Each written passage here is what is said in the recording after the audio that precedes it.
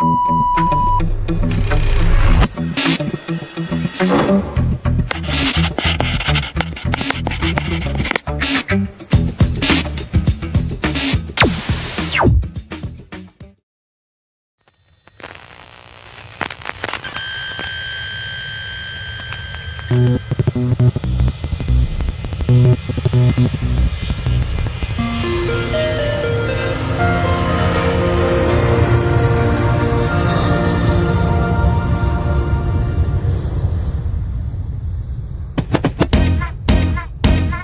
you got a little rhythm, move left to right. A new experience, baby, gon' hit your stride. Who walking? I'm walking. Who walking? I'm walking. Who walking? I'm walking. Is you walking? And when the grooves get good, don't right to left. Shut up, y'all.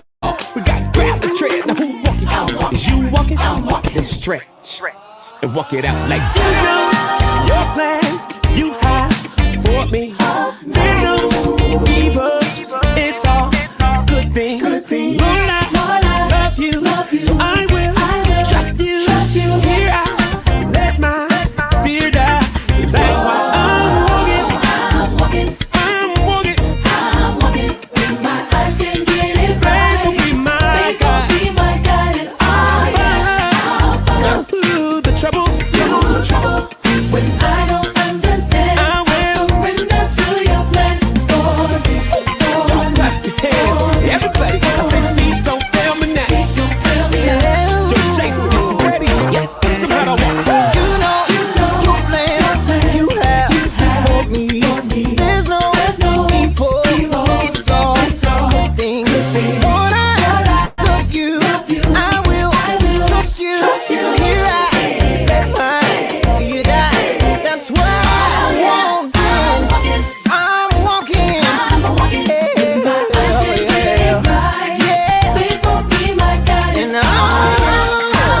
even through the trouble, I don't understand. I'll relinquish all my plans. Good Lord, open up doors. Took me down a path I ain't never been before. Looking at the road, I don't see a lot of space. Guess I gotta drop my load, cause you're picking up the pace. Don't leave me to die, be by my side. I get a little anxious, please be my guide. I got my feet shot, I've been prepping for the moment I will get the green light. So if you see me, I'm rolling like feet. Don't fail me now.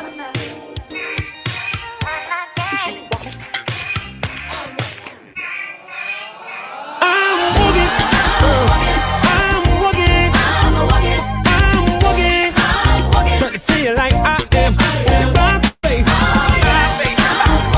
Lord, I'm walking. Anybody else going? Yeah, I say I am. I'm walking. When my eyes can't get it right, will be my guide. Oh yeah, I'll follow. When I don't understand, I surrender to your plan. For me. Feet don't fail me now. I'm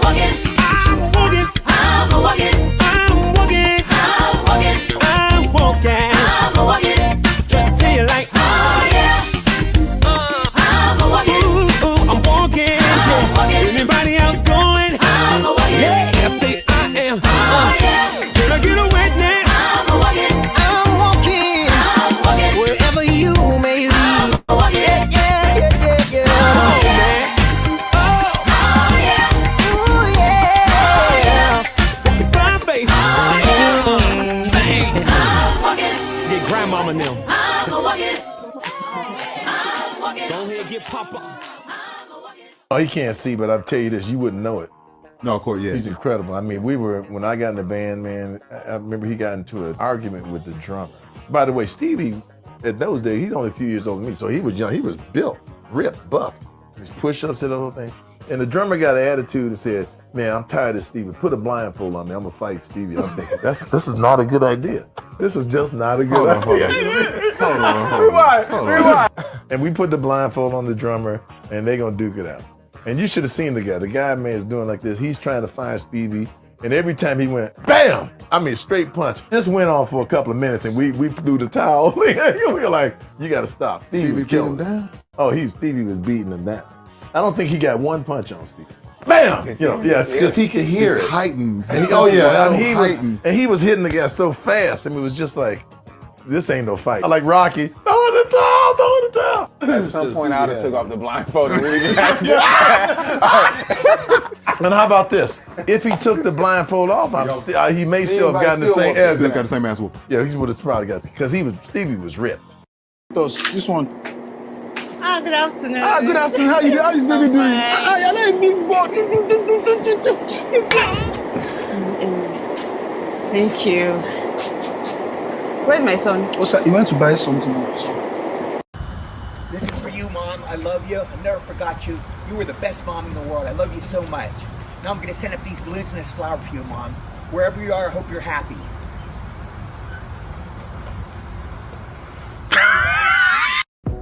Story time, y'all. I had to step in the sanctuary for this one.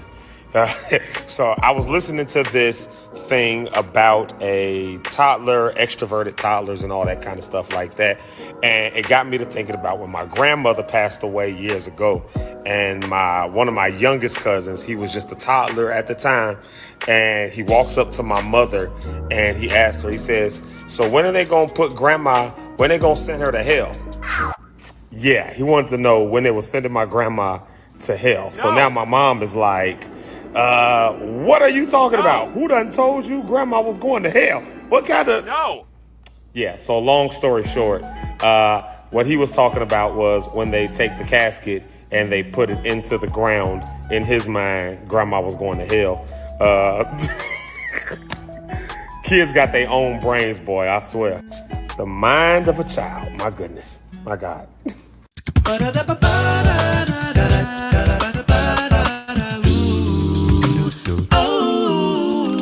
This is the day, this is the day that the Lord has made, that the Lord has made. I will rejoice, I will rejoice and be glad in it, glad in it. This is the day that the Lord has made. I will rejoice and be glad in it. This is the day, this is the day that the Lord has made. This is the day, this is the day that the Lord has made, that the Lord has made. I will rejoice, I will rejoice and be glad in it, and be glad in it. This is the day that the Lord has made. I will rejoice and be glad in it. This is the day, oh, this is the day that the Lord has made. This is the day that the Lord has made. I will rejoice and be glad in it. This is the day, this is the day that the Lord has made, that the Lord has made.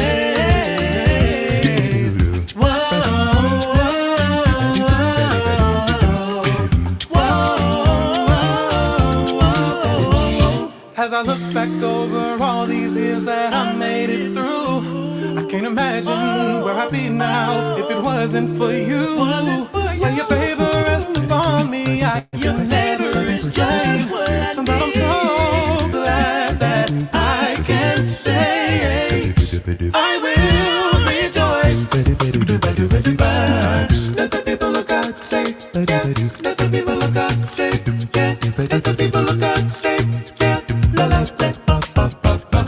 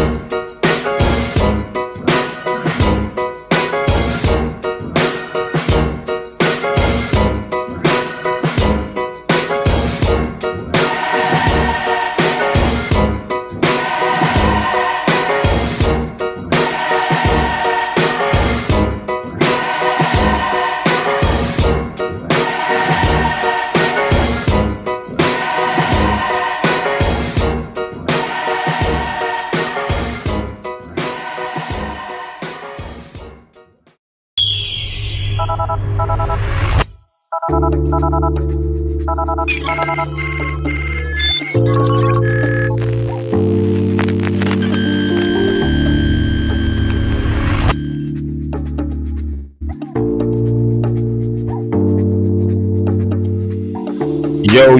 everybody, what's up?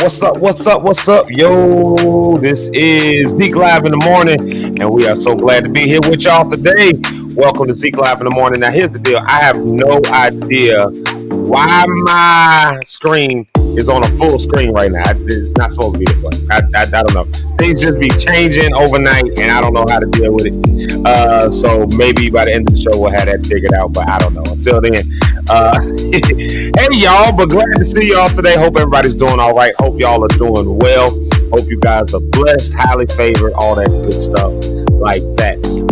It's Monday morning, man. It's Monday, July the 21st, and we've had an awesome weekend. I had a long weekend and just a lot going on, but here we are. We made it to Monday, and here we are in the morning, Zeke Live in the Morning. And like I always say, it's a great way to start your day. And so, yeah, I'm back in the office. I know I had to be in the office. I got the comments on if y'all can't tell. I'm just all out of way. I'm gonna just go ahead and put them down there. All of my stuff is not like, none of my side stuff is showing. I don't even know how to adjust it. That's the thing.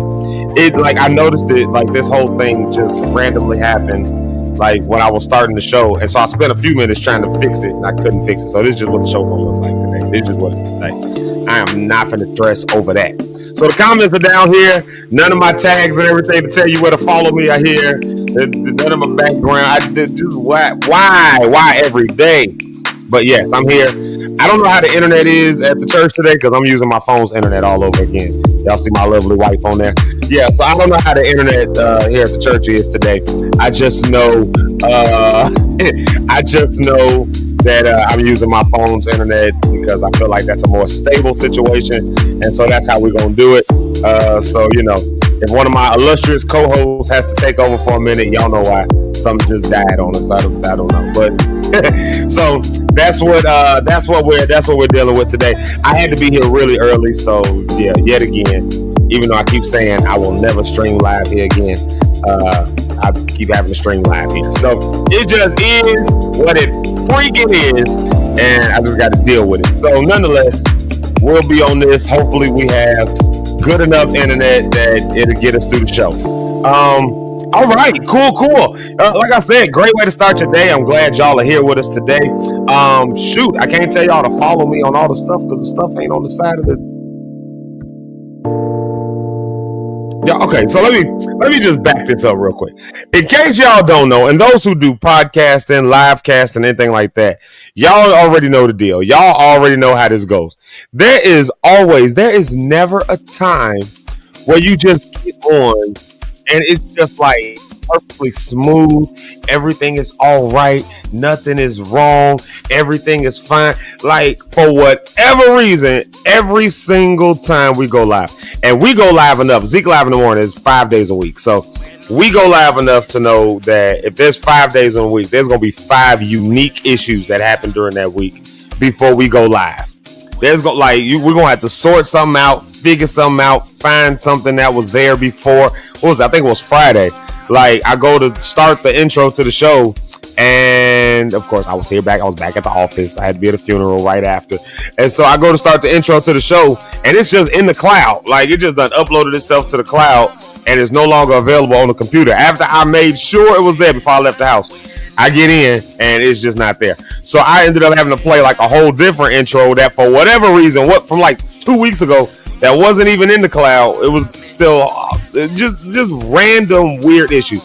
So if you ever do this kind of thing, you got to just be able to take the punches. I think that's a life lesson too. Like, you know, if you ever do certain stuff, you just got to be able to roll with the punches, man. So if you're going to do live broadcasting, live streaming, anything like that, especially on these types of platforms, you know, you just got to roll with the punches. You just got to get used to rolling with the punches. There's just no way around that. Stuff will happen, and you just got to go with it. So I don't know. I guess that's just everything in life. Ish happens, and you can either buckle up and be mad, or you can roll with it, or you can roll with it while you can and figure out how to conquer it. We're trying to figure out how to conquer it.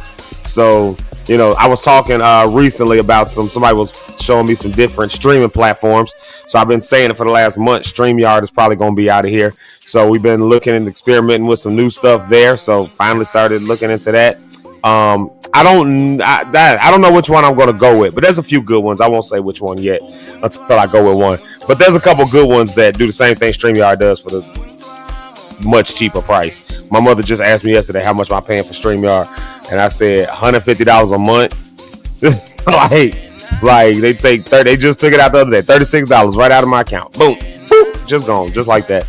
So, so if you do this kind of stuff, you just got to roll with the punches. It just is what it is. So we're not destitute. Thank God that there's always a ram in the bush. So even though I got to be at the office and the internet be whack over here, thank God that we got now Wi-Fi. What do we call this? The hotspot. Luckily we got hotspot. And thank God that even though the screen ain't doing what it needs to do, we still on. Y'all still looking at my beautiful face. I'm still your mama's favorite. Y'all see that on the bottom? I did just figure that out now. I've had that down there for the last 2 months and I couldn't figure out how to get that little headline on there. So I just figured that out. So praise the Lord for that. So anyways, y'all, we are here today. I'm glad to see y'all. I'm glad y'all made it through the weekend. I hope y'all had a glorious weekend. I did have this on the screen a little bit earlier to remind people about this. Of course, this is going on this Thursday. It's the Healing Voices event. These are going on every second and fourth Thursday. So I would love you to come on out. I was telling some people about this weekend and telling them to come out. Some of my old people, not my old people, let me not say it like that, but my old singers. They're not old. I'm older than all of them.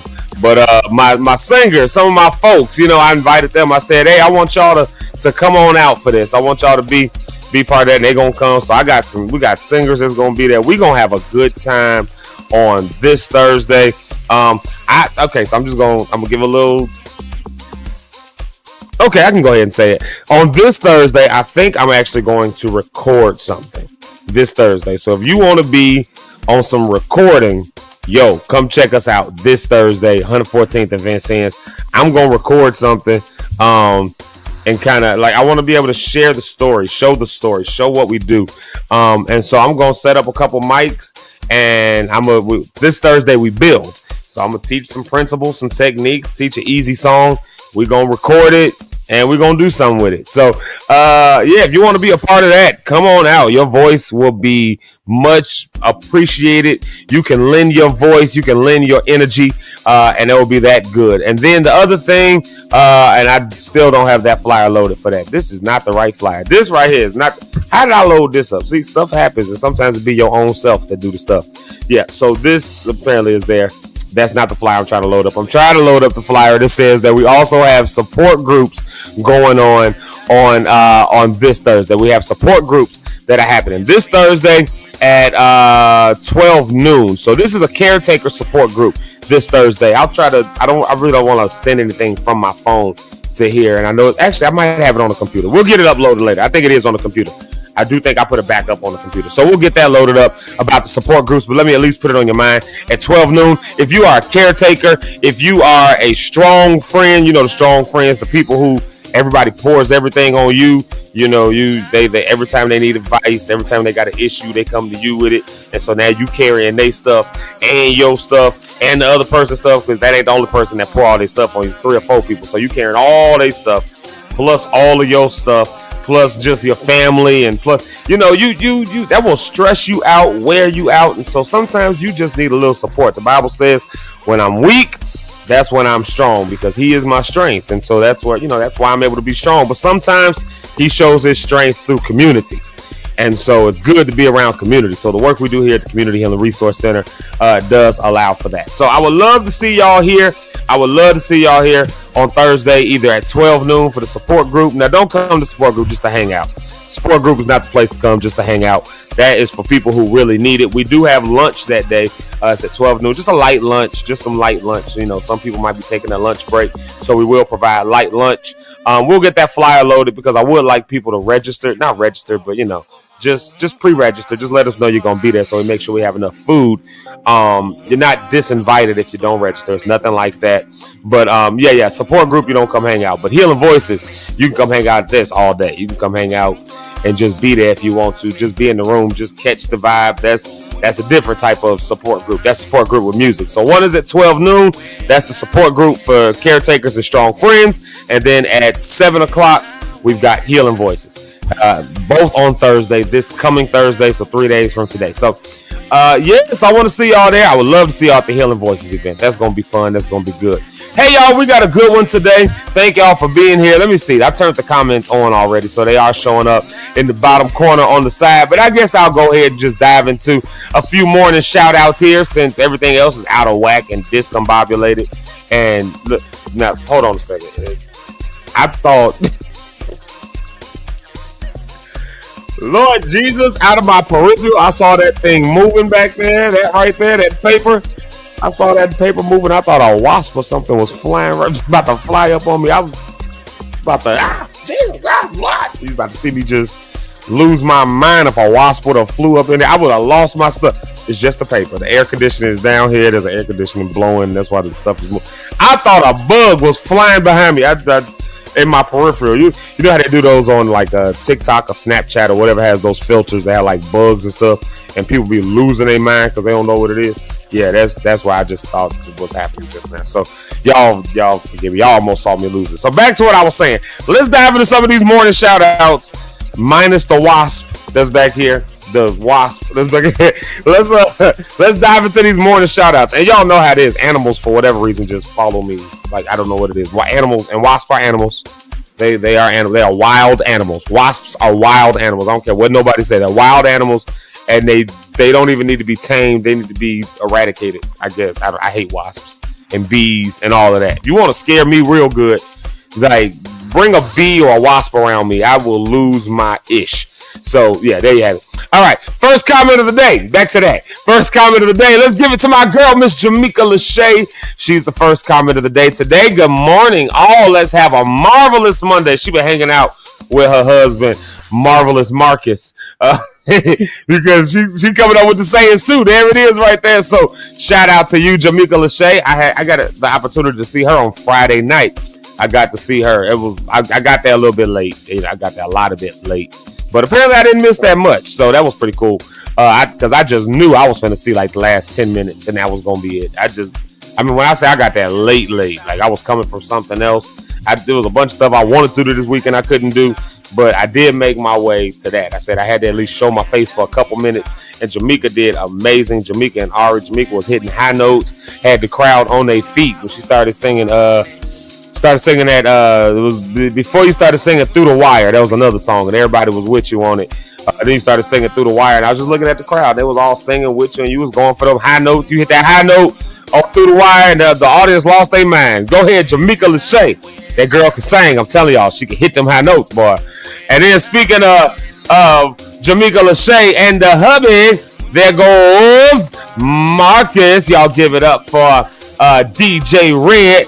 I was sitting with him, and Red, I love you, but you had to learn the hard way, didn't you? Me and Eric tried to tell y'all before Friday. Me and Eric tried to warn the people. We tried to warn the people before you go to certain venues. Make sure you eat your food first. Now I know they had to. Me and Rhonda and Red, we was all hanging out, and I sat with them. You know, they made them get some stuff, so I ain't gonna knock it. They made them get it, and they got just something that was cheap and just there, and it wasn't even that good. And by the time it was all said and done, Red, I'm telling your business right now, Red. But what was it? Something like almost like $70 by the time it was done, basically for one dish with some water. Like, not worth it. Not worth it. And it wasn't even that good. It didn't even look that good when I was looking at it. So, you know, again, I ain't trying to knock people's business. I ain't trying to knock people's hustle. But that's a conversation that me and Rhonda said need to be held on the show.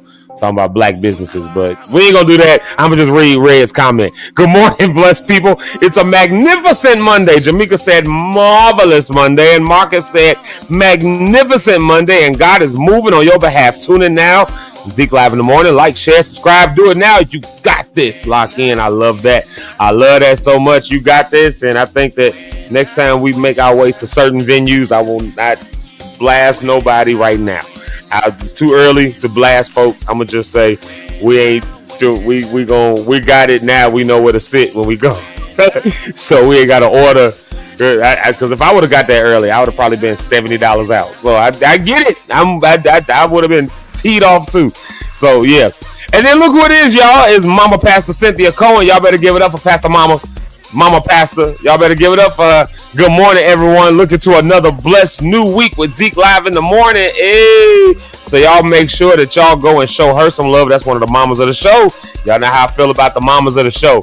I got a lot of mamas, but the mamas that actually raised us and actually wiped our snotty noses when we was kids, we got a different love and respect for them. So y'all make sure to go show Mama Pastor Cynthia Cohen some love. That's Rhonda's mama, and Rhonda is our girl. So y'all make sure to show her some love. Yeah, good to see her, and y'all better receive that blessing from her. She is the salt of the earth. So you receive that blessing from her as we pour blessings back to her.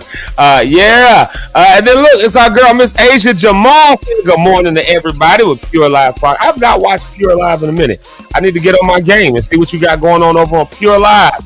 Yeah, and I hope y'all lock stars. I hope y'all are locking in with Pure Live as well and checking her out over on YouTube. And speaking of podcasts, we were just talking to Rhonda. There's Rhonda on the Rocks. Of course, there's the Rhonda on the Rocks podcast, and so you can make sure you lock in over here, but you got to rock out with her. You lock in, rock out. Oh, I like that. Lock in, rock out. So, you lock in to come into the day. And then, when you get into the weekend, you rock out so you can, you get that Rhonda on the Rocks going out of the week, So, shout out to Rhonda on the Rocks podcast. Make sure you follow both of those podcasts that I just mentioned, Pure Live and Rhonda on the Rocks. And me and Rhonda was there. Rhonda, I'll let you tell the story tomorrow. How about the parking situation. I guess it really wasn't that bad. It wasn't that bad of a story. It was just funny. I was laughing at it yesterday with my wife. We was talking about it. I was telling her something about how she was spoiled. I was like, well, Rhonda just saying she need a husband because she was stuck in the parking spot, and then so you spoiled, babe. You don't even know it. Like I be telling my wife she's spoiled all the time. She don't believe me, but she really is spoiled. She just don't believe me, but she is spoiled. But yeah, there you have it right there. So I got to hang out with Rhonda and Red, and that was a good time. That was a really, really, really good time. And so, yes, Rhonda, to answer yes, I'm back in the office. And like I said, I'm just using that. Yeah, I'm using that. So that's what we're going to do for internet. Yeah. And then look who else is with us. Of course, we got to show love right here. It's Mama. There she is right there, Miss Sher Staten, all the way down in Dallas. She said good morning. She said she's going to be in and out today because she's out of the country on set. And OMG, the mosquitoes are not playing out here. Internet is sketchy, so I can't hang out today. Peace and blessings to y'all, sending all the love. So y'all make sure to send a prayer up for Mama. The fact that she came on just to check in and say hello, that makes me feel so good. And that should make y'all feel good too. Lockstar, you know what? I'm going to call it Lockstarism. Lockism. No, not Lockism. Lockstarism. It's all about y'all. Lockstarism is y'all, not me, y'all. Lockstarism is like a community. It's a community, and that should make us feel really good that somebody would be like, yo, I ain't even in the country. The internet is sketchy. I'm working. These wild animals, aka mosquitoes, are eating me alive. But I still had to get on and lock in for a minute just to check in and show some love. That ought to make us all feel good. It makes me feel good, and I hope they make y'all feel good. Let's see these crazy stories, y'all. Look, killing mosquitoes. Look at that. Yeah. And then shout out to Jessie Iniaku. Shout out to her. Miss Jessie is Jessie definitely a fellow PK and always has great comments. Was amazing lock star right there. And so definitely got all the love in the world for this human right here. So y'all show some love right there to Jessie. And then look at what it is. It's also my guy, my boy, my friend, my homie John Johnson. Love this human being right here too. Y'all show him some love. I was at a concert this weekend, and I didn't know if John was doing the lighting, but I didn't see him there, so I guess he wasn't. I was at a live recording this weekend. I'm assuming John wasn't doing. I just thought he might have been there. I thought you might have been there, John, but you weren't there. But Freedom Lighting. So if you ever need lighting and other stuff like that, he's got his business. So make sure y'all do it. Okay, here's the song Jamaica was talking about. The Sweet Thing. Yeah, she was singing Sweet Thing, and then that turned into Through the Wire. And I mean, the band was doing good, and shout out to Keys, and Jamaica that was an amazing set. That song right there was just great. That was just great. Yeah. Let's see here. So let's see. John said he was at a festival this past weekend and Harold's Chicken had a 4-piece for $13. That's not crazy. That's insanity. And okay. I be knowing these people, but come on, y'all. Come on, Auntie. You got to. That was insane, Auntie. Come on now. Okay. That's insane. 4-piece for 13. Prices are lost they mind, y'all. The prices done lost they doggone mind. And then let's see. And then here's another comment I saw. Jamaica Lachey has reminded me about the time when I thought that was a big wasp or something flying behind me. Jamaica's reminded me about the time that a bee got in the car, and if I'm not mistaken, everybody except me jumped out of the car screaming. Like, man, you remember that, Jamaica? Everybody got out the car screaming and running. And I was like, everybody calm down. It's just a bee. And everybody lost their mind and was screaming and running and crying and scared. And I was just like, y'all, it's just a bee. You know, you don't have to be scared of bees. You don't have to be afraid of them. Like, they're just bees. They just get in the car sometimes. But people didn't believe me, you know, and that's the story that I'm going to tell. And because I have the microphone, that's the story that is true. So without further ado, after I just told that very true and very real story about the bee that got in the car and that everybody was scared except for me. Yeah, like I said, that's the truth. That's what we're going with because I have the mic. So since that's the truth, I'm going to bring up to the stage my friend, my homie, my brother, my dog, the one and only Mr. Eric Rideout. If I can find it, if I can find the screen that you're supposed to be on, Eric, then I got you. Now where you at? There you go. What in the world? All right, there you go. I don't know what happened to all my settings. I got to go in here and reset all this stuff. I don't know what happened. What's up, E? Uh-oh. Oh, your mic ain't making no sound. It ain't muted, but it ain't making no sound either. Nope, still nothing. Nah. Uh-oh. Nope, still nothing. Still can't hear you. You might have to, yeah, it's not even muted. You might have to log out and log back in, maybe. Yeah, there's nothing coming on. Can you hear me? You can't hear me? Oh, Lord.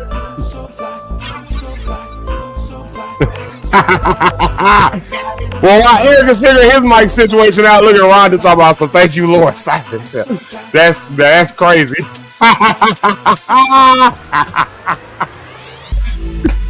Oh my God. Okay, so back to this bee story. I gotta just like I want to make sure y'all understand that this bee story, in case it comes out from anybody who was in Nuex, anybody in Nuex, if anybody tells you anything differently, and I'm gonna paint the narrative. If anybody tells you anything differently other than Zeke was the calm one when a bee got in the car, then they're a liar and the truth is not in them. So I tell you what we'll do. While we wait on Eric. He's trying to figure out what's going on with his mic. I told you every time we get on here, if you're gonna do this kind of stuff, if you're gonna do any live streaming or anything like that, then you got to be ready to deal with random stuff that just goes wrong. So we'll let him figure out the mic situation, and then we'll get him back up here. We'll get him back moving, and we'll keep the show moving from there. But I tell you what we'll do. Let's take a quick music break. I think we'll get a song going. But today's topic is one that cool. I'll play that one. I got you. Make sure I got you. Let me make sure before I say I got you. If I got you, I got you. There we go. If I got you, I got you. So we'll do it like that. I'll take a music break, let Eric get situated, let him get settled, and then we'll come right back. But today's topic is going to be a good one because I heard some stuff this weekend, and really, it ain't just this weekend, but it's the fact that I heard it a couple times the same statement. I heard this statement this weekend. I'm gonna just leave it here as I get ready to load this up and then bring Eric to the stage. Can I tell y'all what I heard this weekend that just I won't say it bothered me. You know what? No, I will say that it did bother me because it did bother me. I've heard this statement a couple times this weekend. It's expensive. Let me say that correctly. It's too expensive to go to church. I don't know if y'all ever heard somebody make a statement like that, but it is probably the 5th or 6th time I've heard that over the course of this year. And this weekend I heard it twice in all different scenarios. Not like in one conversation, 2 people said it. It wasn't nothing like that. Not at one event and 2 people was like, this is like 2 completely different things, 2 completely different cities, 2 people who have no reason to even know each other. Yeah. So you know, there's a lot of sides to this story, and I think it's something that's worth discussing. We've discussed it in some capacity before, but we will discuss it again. I think it's worth a little bit of conversation because, like I said, there are these different sides to the story. So you know, we want to discuss it. So we'll play a couple songs right here. We'll see if Eric gets situated. We'll see if we can get our screens back situated, and I'll see if I can get this flyer uploaded. So many things just went wrong this morning, just that quick. What the heck? All right. Yeah, maybe that's why we got to ask y'all for money at church. This is why, because we be needing money. So stuff like this don't happen. All right, y'all. Let's play this right here. This is a request by Rhonda. So we'll play this and we'll be right back. We'll see y'all in a minute.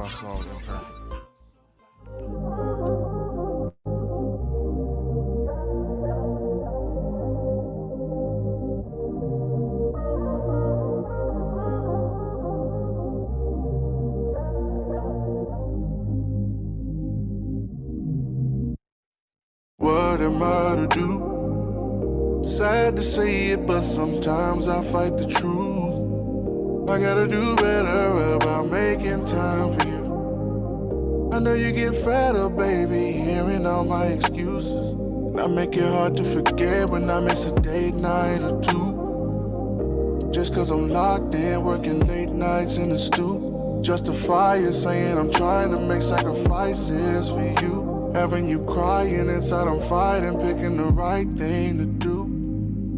I gotta do better for you. I can be selfish, yes I love you, baby. I can't help it, that might drive you crazy. I'm imperfect, please don't give up on me. On me. I can be selfish, yes I love you, baby. I can't help it, that might drive you crazy. I'm imperfect, please don't give up on me. On me. All I wanna do, reassure you I belong to you. Make some changes so you know it's true. Treat you special like a brand new baby, just us two. More than lovers, baby, we friends. No more swimming on the deep end. Make you breakfast on the weekend. I'ma love you till it's sinking. Don't know how I had you on the back burner. Don't know what I was thinking. Dropped the ball about 1,000 times now. Every shot I take, I'm sinking. But I don't wanna play no games. Only wanna say your name. Don't wanna play no more games. Only wanna say your name. I can be selfish, yes I love you, baby. I can't help it, that might drive you crazy. I'm imperfect, please don't give up on me. On me. I can be selfish, yes I love you, baby. I can't help it, that might drive you crazy. I'm imperfect, please don't give up on me. On me.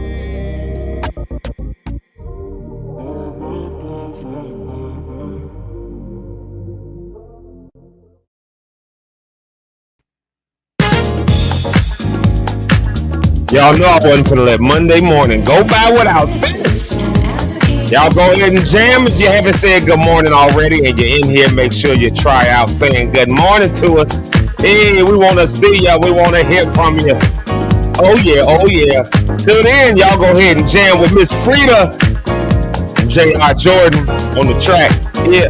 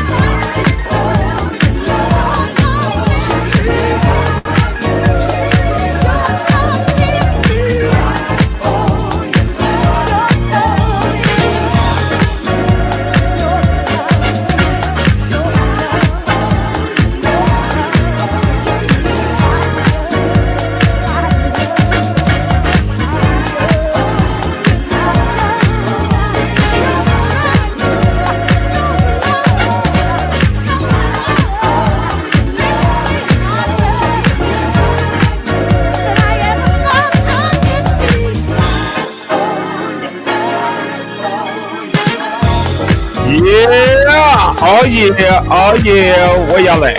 Where y'all at? Huh? Where y'all at, huh? Y'all not jamming, y'all not dancing, huh? Y'all not there. I told y'all you gotta dance when you hear this song. Come on. You gotta, you know, if you from the church world, you gotta get that buck. You gotta do that. If you can't do nothing else, you do your Holy Ghost dance. There you go.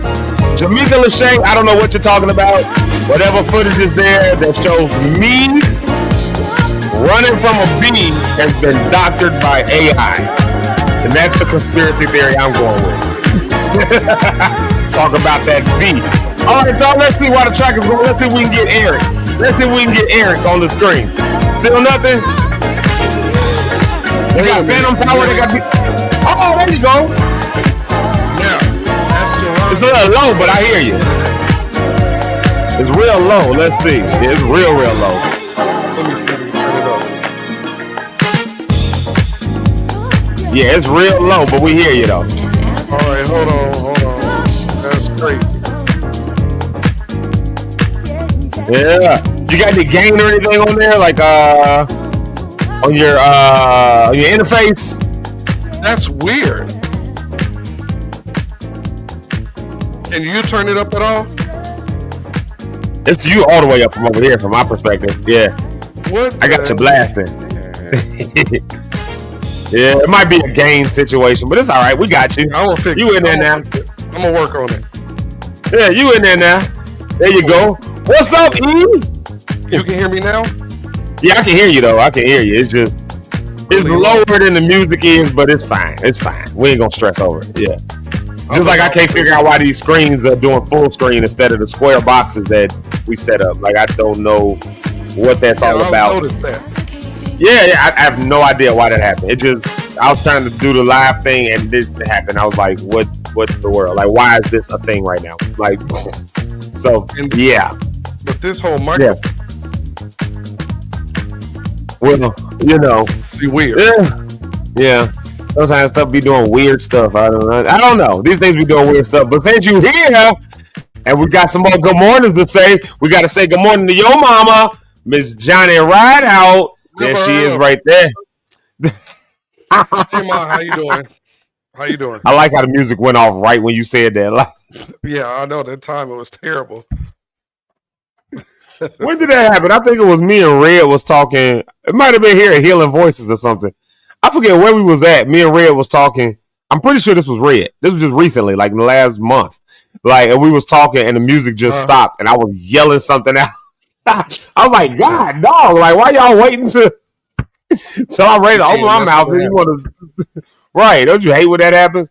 And we got to give a shout out to Brony Cat. Bronya is here with us. She said she's late to the party today, but hey, she made it. She's here. I'm with Jamaica.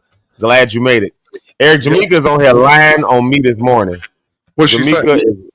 She lying on me about this bee. She said, "Do I remember the time a bee got in the car?" And she talking about I don't know what she's talking about. She talking about I was scared, I guess is what she's trying to imply.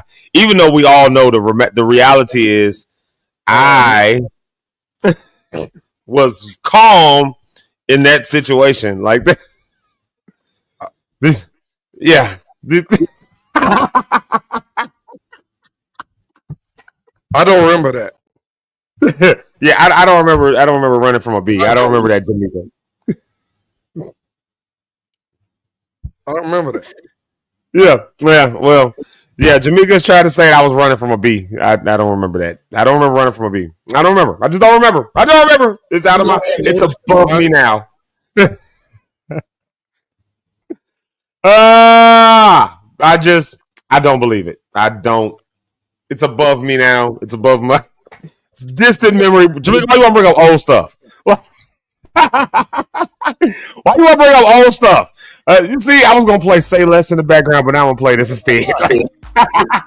Matter of fact, no, Jamaica, I'm going to play Say Less. So you can take your own advice. Jamaica Lachey, I'm going to need you to say less. Yeah, Jamaica Lachey, I'm going to need you to say less. And just pray for me. Pray more. Oh my Lord. Okay, that did happen. I did run away from a bee, y'all. It was just a lot going on. But anyways, what's up, Eve? How was your weekend?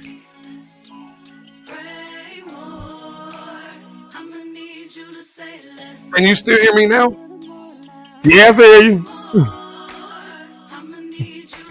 Yeah, we hear you. Can you hear me? You hear me at all? Yeah, we hear you. Can you hear me? Let me tell you something. I have a back echo that's out of this world. Your computer is ahead of. I had to jump on my phone with my earbuds to hear you. Oh wow. Oh yeah, good. Oh God, yeah, that's crazy work. I'm a.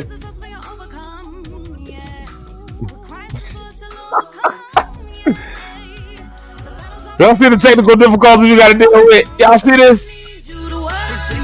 Well, here go a jam right here though. Jamaica Lachey got that jam though. Silence was a weapon. Still holding on, but I'm praying I know Rhonda gonna say something after that line. Who knew silence was a weapon? I know Rhonda finna say, look at that.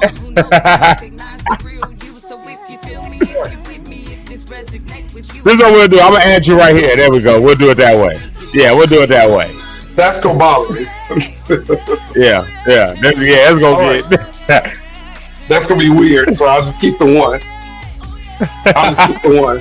But I'll keep the phone one because it's working better. Now, did you see what just happened? How the screen just went away? Did you see that this just happened? I don't even know why that just happened. That just did that on its own. I don't know why that just did that. Now that's crazy. Sorry. Can you hear me? Yeah, we hear you. Okay, you know what? I think you pressing a button in the stage that you in. Yeah, you pressing a button. You keep doing that. I did just then, but I haven't been touching it. Oh wow. Yeah. That's crazy. Every time it moves, it changes us off the screen. Yeah. That's why she is at home and not on here today. Lord send a producer who will handle all of our technical difficulties and we just sit back and talk. The Lord gonna send one too. I really trust you know what it is? It's something that happened like to my whole computer setup. It's like everything's plugged in like normal. I turned it on and you're behind by 8 seconds. But if I do it here on my phone, I'm okay. Maybe it's my internet at home is acting crazy or something. I heard a story this weekend that I forgot about, and I don't know if I should share. I don't know if I should share this because it's gonna make me look bad, but at the same time, it was funny. And what it was is there was a lady at our church named Sister Dickinson, right? I was close with her children. We grew up together. So she went into a coma, and which was sad. A coma? She was in a coma, right? Oh wow! So all of us went to the hospital with her kids, hang out and see her mom. So we about to leave, and so everybody was saying goodbye. So Dixie, her children are crying and all this stuff. So I went up to her mother, and I was just joking, and I got in her ear and said, "Yeah, I need you to wake up so I can marry your daughter." Now, mind you, this lady's in a coma. This lady started shaking her head no, and frowned up her face in her coma, and woke up the next day. Wow! I'm like, that's bad. I was like, I'm gonna marry your daughter, and she was like, with her eyes closed in her coma, and she woke up. She was like, no. I'm like, wait a minute. Just so you wouldn't marry her daughter? Jesus. Yes. She came out. So there we have it. Well, it's 2 ways you can look at this. Either she didn't want you to marry her daughter, or either you were so anointed that just your presence in the room woke her up. There's 2 ways you can look at it. Yeah. I go with the anointed part. Yeah, that's probably the safer way to go. You go with the I was so anointed. It was the anointing that woke that lady up. You should have told this story because now Rhonda finna be all over you. Look. I see that. It was said a woman on her deathbed don't want you nowhere around her daughter. Wow. Well, you know what? It wasn't the latter. That's dang, Rhonda. It was all the Lord using me to help that woman to raise up from her sick bed. But my sister reminded me of that. My sister this weekend, Friday, went out to eat with my daughter, and my sisters came and they brought it up. I was like, oh, that did happen. But that shows the healing power of God has used me before. So people can say what they want. I saw it. It was because of what I said. You say what the devil meant for evil, God used me. Used it for good. And gave up and increased her life. Yeah. There you go. Okay. See, now Rhonda go ask that question. What she say? No, she's not. But that was, but she had many years behind that. She was like Hezekiah. Oh, praise the Lord. Oh yeah, praise the Lord.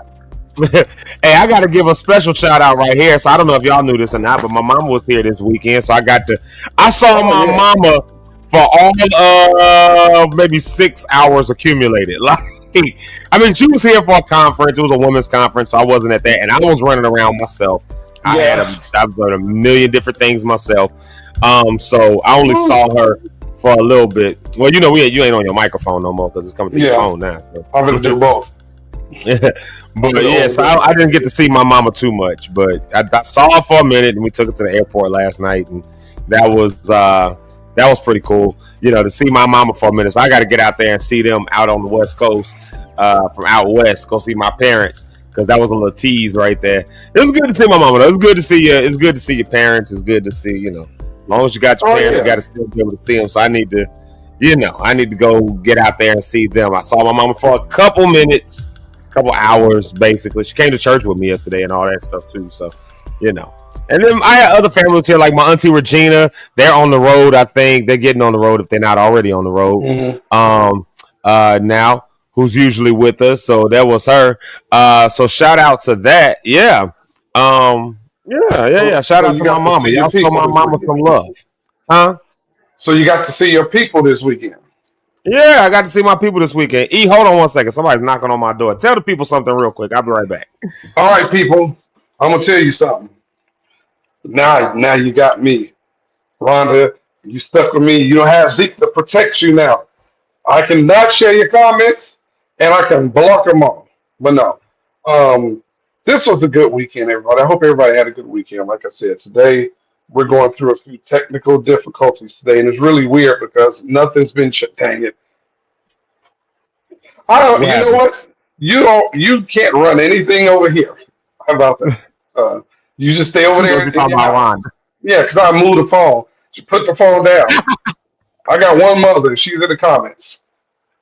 But no, it probably was aggravating the way I was moving it up. But it's just weird, man. Like I said, I haven't changed anything on the way it's set up, and I get here this morning and nothing is working. No, that's what I'm saying. It's the same thing here. I'm really almost wondering if there's just something like a StreamYard thing that's going on. Like I said, like so you see this orientation. Huh? You just went out and came back on the screen. I just went out and came on the screen? Yeah, it went out. Look all back. Yeah, I don't know. It's just crazy. Like this orientation right here, like this is not the normal orientation. Like there's a whole setup, and it's not. So I don't know what happened. Like I said, things happen. But let's dive into this though. Let's dive into this because we here. It is what it is. This is where we at. It is what it is. At least we live. The people can hear us. The people can see us. I did figure out how to put that back on the bottom of the screen where it's got my name, and then it also makes sure that people know that I am y'all's mama's favorite. Let's make sure everybody knows. But man, dude, so this weekend, I went to a bunch of different events and stuff like that. Y'all know how I am. I'm always at different stuff, and be at different stuff. I've been my whole life going to different church events, gospel concerts, all that kind of stuff. And so there's just some things that we do in church that we just do. Yeah. And this topic, we about to, this topic right here, I don't want to offend nobody. I don't want to hurt nobody's feelings, but I think there's a lot of sides to this situation. So that's why we call this tithes, tactics, and truth. Like, when is the okay? So let me preface it like this. Let me preface it all like this before I ask this question. Yeah. So this weekend, I heard this statement twice in this exact turn of phrase: "It's too expensive to go to church," or "It's getting too expensive to go to church." Like somewhere in that iteration, but the word expensive and church. Now here's the same thing. Yeah, and now here's what's crazy about that. I heard that in 2 different cities, 2 different events, 2 different people that have no reason to know each other. So it's not like we was in one conversation and one person said it and the other person agreed. It wasn't nothing like that. This is like two completely different places, two completely different things, two completely different generations of folk. Like two people that got no idea who the other one is, nothing like that, right?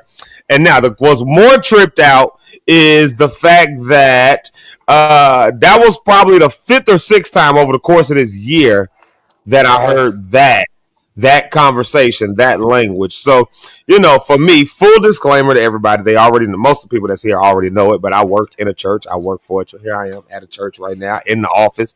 I'm complaining about the internet right now. How do we pay for the internet? Tithes and offering. We ask people for money. They donate. So this is something, though, that anybody who works in any charitable type organization or nonprofit. So this is more than just churches. This is more than just church. This is if you are a missionary, you got to ask for money. If you work for a nonprofit saving animals, you got to raise money. If you work for a nonprofit that I don't know, make sure climate change is together, you got to ask for donations and money. If you got a special, I don't know, like PBS and all of those things like that, public broadcasting systems and all of those things, you got to ask for money. So at the end of the day, whenever you work in a donations-based organization, oh, we lost Eric. Whenever you work in a donations-based organization, you have to ask for money. There's just no way around it. No way around it. Well, I guess I got a box up, so that's good, but for whatever reason, it looks like that. But we'll just keep it this way. So, you got to ask for money. Okay, we got Eric back. There he is. He came back. There we go. I think it's the internet, man. It's or StreamYard because it literally kicked me out. I'm sitting. Yeah, I just saw. I was middle of talking. It just was around. But but this stuff, where you have to ask for money. It is what it is. So full disclosure, I get that. I understand that. I know that. I am on that side of the coin. So that's full disclosure. So can't nobody say that I'm working one way or the other because I'm seeing it from all sides. I know that side, but now that I've put myself around other people, and I have to be around people who ain't necessarily from church world. For them, they got quite. Now, I guess the irony is, I put myself around people who ain't from church world, so they don't understand a lot of this stuff. So I've heard those conversations. But the people who said that it's getting expensive, those people weren't people who weren't from the church world. These are actually folks who either grew up in church, been at church, been going to church, all that different kind of stuff like that. And so there's a burden that they're starting to feel on them. Now, one other thing I know about businesses, all business, and church at the end of the day runs like a business. Matter of fact, Jamaica just said the same thing I just said. At the end of the day, church runs like a business. It is a business. There's a business that has to be handled. This is anything that requires people, that requires money. You have to handle the business. You have to raise the funds, whether that be through sales or whether that be through donations. That is what it is. But inside of that, one of the things, though, that ends up happening is that it looks like the people who've been going to church now are starting to feel a burden on them that they're feeling this burden on them that they're now talking about it. And to me, if I've heard that at least 5 or 6 times just this year, and I'm talking just this year, 2025, just in various directions. Again, these are like single conversations, one-off conversations. These are like different people, different places, no reason for any of these people to know each other, which means it must be a thing. And that's why I don't mind at least bringing it up, addressing it, and talking about it. And the reason I don't mind doing that, the other side of it, is because every business, every organization, they check and see what the people that they're servicing feel about what they're doing, what they're saying, what product they're putting out. So, before you do any kind of marketing, there's usually some kind of a focus group. Before we put a show out on the air, like they'll do a pilot and see what the audience responds to it with. There's always this checking. A lot of money goes just into figuring out what kind of packaging to put a product in. Like, you wrap it in plastic? Do we put it in a box? Do we, what should the shape of the bottle be? So there's always this idea of checking in with what your audience is hearing and what your audience is thinking. And so when I hear this kind of a phrase, the words expensive and church being put together in a phrase across 5 or 6 different places, just 2 this weekend, like I said, 2 different cities, 2 different people, no reason for them to know each other, 2 different generations. So I mean, like, one was an older person, and then somebody was a little younger this weekend that said it. Matter of fact, I'm going to go back on that. I said 2 different people. I'm going to say 3 different people. I ain't gonna say who the third one was, but as we were talking in this conversation, somebody else, there was more an agreement thing. But nonetheless, so I've heard it 3 times this weekend, but 2 times were just kind of just in the moment of it. And so this is why it brought me to this, because as we again, as we live in this world where we have to ask for money, we at the end of the day, none of this stuff runs without it. If you're a pastor, if you work in a church, if they don't pay it, if the other people don't give it and donate it, then it's coming out of your own personal pocket. And unfortunately, I had to live through that growing up, where my dad would go in the cabinet, and before we had food to eat, he was taking our food out, giving it to somebody else, or taking money and giving it to somebody else. Oh, that's a nice setup right there. He was taking money and giving it to somebody else, and we ain't got no gas in the car, but somebody else's car just got gassed up, and we ain't got no the gas in the house about to get cut off. We run it because we had a tank. We had a propane tank. So we running out of propane, but somebody else is gonna be heated up this winter, this month. But we using a fireplace to heat up because that money went to somebody else to make sure it was all right. So if the people don't donate it, then those who really have a heart, those pastors, and more pastors are this way. They actually have a heart for people, so they gonna dig into their pocket and they gonna make sure it's done. So it's getting paid one way or the other, but I think the thing that people have an issue with now, and and I'll leave the conversation here, and I'll leave it open so y'all make sure y'all can lock in on the comments and y'all can say what y'all are thinking about this. But I think the thing that some people are just really, really getting the context of all these conversations, the thing that's really getting people is, I think, in the tactic of the ask. Hey. The tactic of the ask. I think that's one of the things that's starting to get to people. It's the tactic that sometimes gets used. So let's be honest, we hear gimmicks all the time. We hear in church. We know it. And if you're from the church world, you just get it. You just know it. You just hear it all the time. And sometimes for us that grew up in church, it just kind of becomes, maybe if nothing more than an annoyance. It's like, all right, I know he gonna ask for this. I know she gonna say do this. I know it's gonna be that. It might be annoying, but to other people who ain't from that world, it kind of becomes that's weird. Why do y'all got why is it that? How come every time I come, somebody said this one in one of those conversations this weekend, why is it that every time I come, where did that come from? Can you hear this microphone? You see how weird that is? Now you just created a whole bunch of feedback. Now you got to choose which one you want to be on that. Which one you want to be on? All right, bet. We'll go with that one. There we go. Sorry, let me add that back to the stage. There we go. We'll remove that one. There we go. All right. So to some people, it becomes to some people, it becomes like more than just an annoyance or something, but it actually ends up becoming something that they just don't understand. It's almost something that's weird. And so, but we be asking for big numbers, like, I need everybody here to give us $100. I need everybody here, who got $1,000, who got, these big numbers. And then sometimes the tactic, I need $100 line right here. Everybody with $50 stand up. And then the people who you ain't got all that, Now, and I'll give one more context. What do you do when it's a ticketed event? And I'm going to tread this one real lightly. What do you do when it's a ticketed event and the offering is still asked for? I've been to them. Oh, well, I went to this weekend. I'm just saying. And so then when people are like, no, I'm not giving nothing because I bought my ticket, then there's this thing, and I'm really trying not to say one of the things that I heard from a preacher this weekend. I'm really trying not to say it out of just the grace of making sure not to put nobody's pastor out there. Because I thought it was tacky personally, the way he asked for this money. I really thought it was tacky the way he did. It was a ticketed event. He asked for the offering, and I'm not going. I won't. Let me work it up. I'm gonna find the right way to say how the ask was made. You know what? No, I'm not. Bump that, because I just said this to my wife today. I'm sick of protecting people who they put this stuff out there. You put it out there. You did it. So that is what it is. So of course we had an event. People in there, they looking fly, they looking sharp. Everybody in there bought a ticket. So everybody looking fly, looking sharp. So when you hear something like, If you wearing Louis and Gucci at the event and you can't go into your pocket and give right now, you got your priorities out of whack. And it's like, nigga, no, I don't. I bought my ticket. I bought my ticket.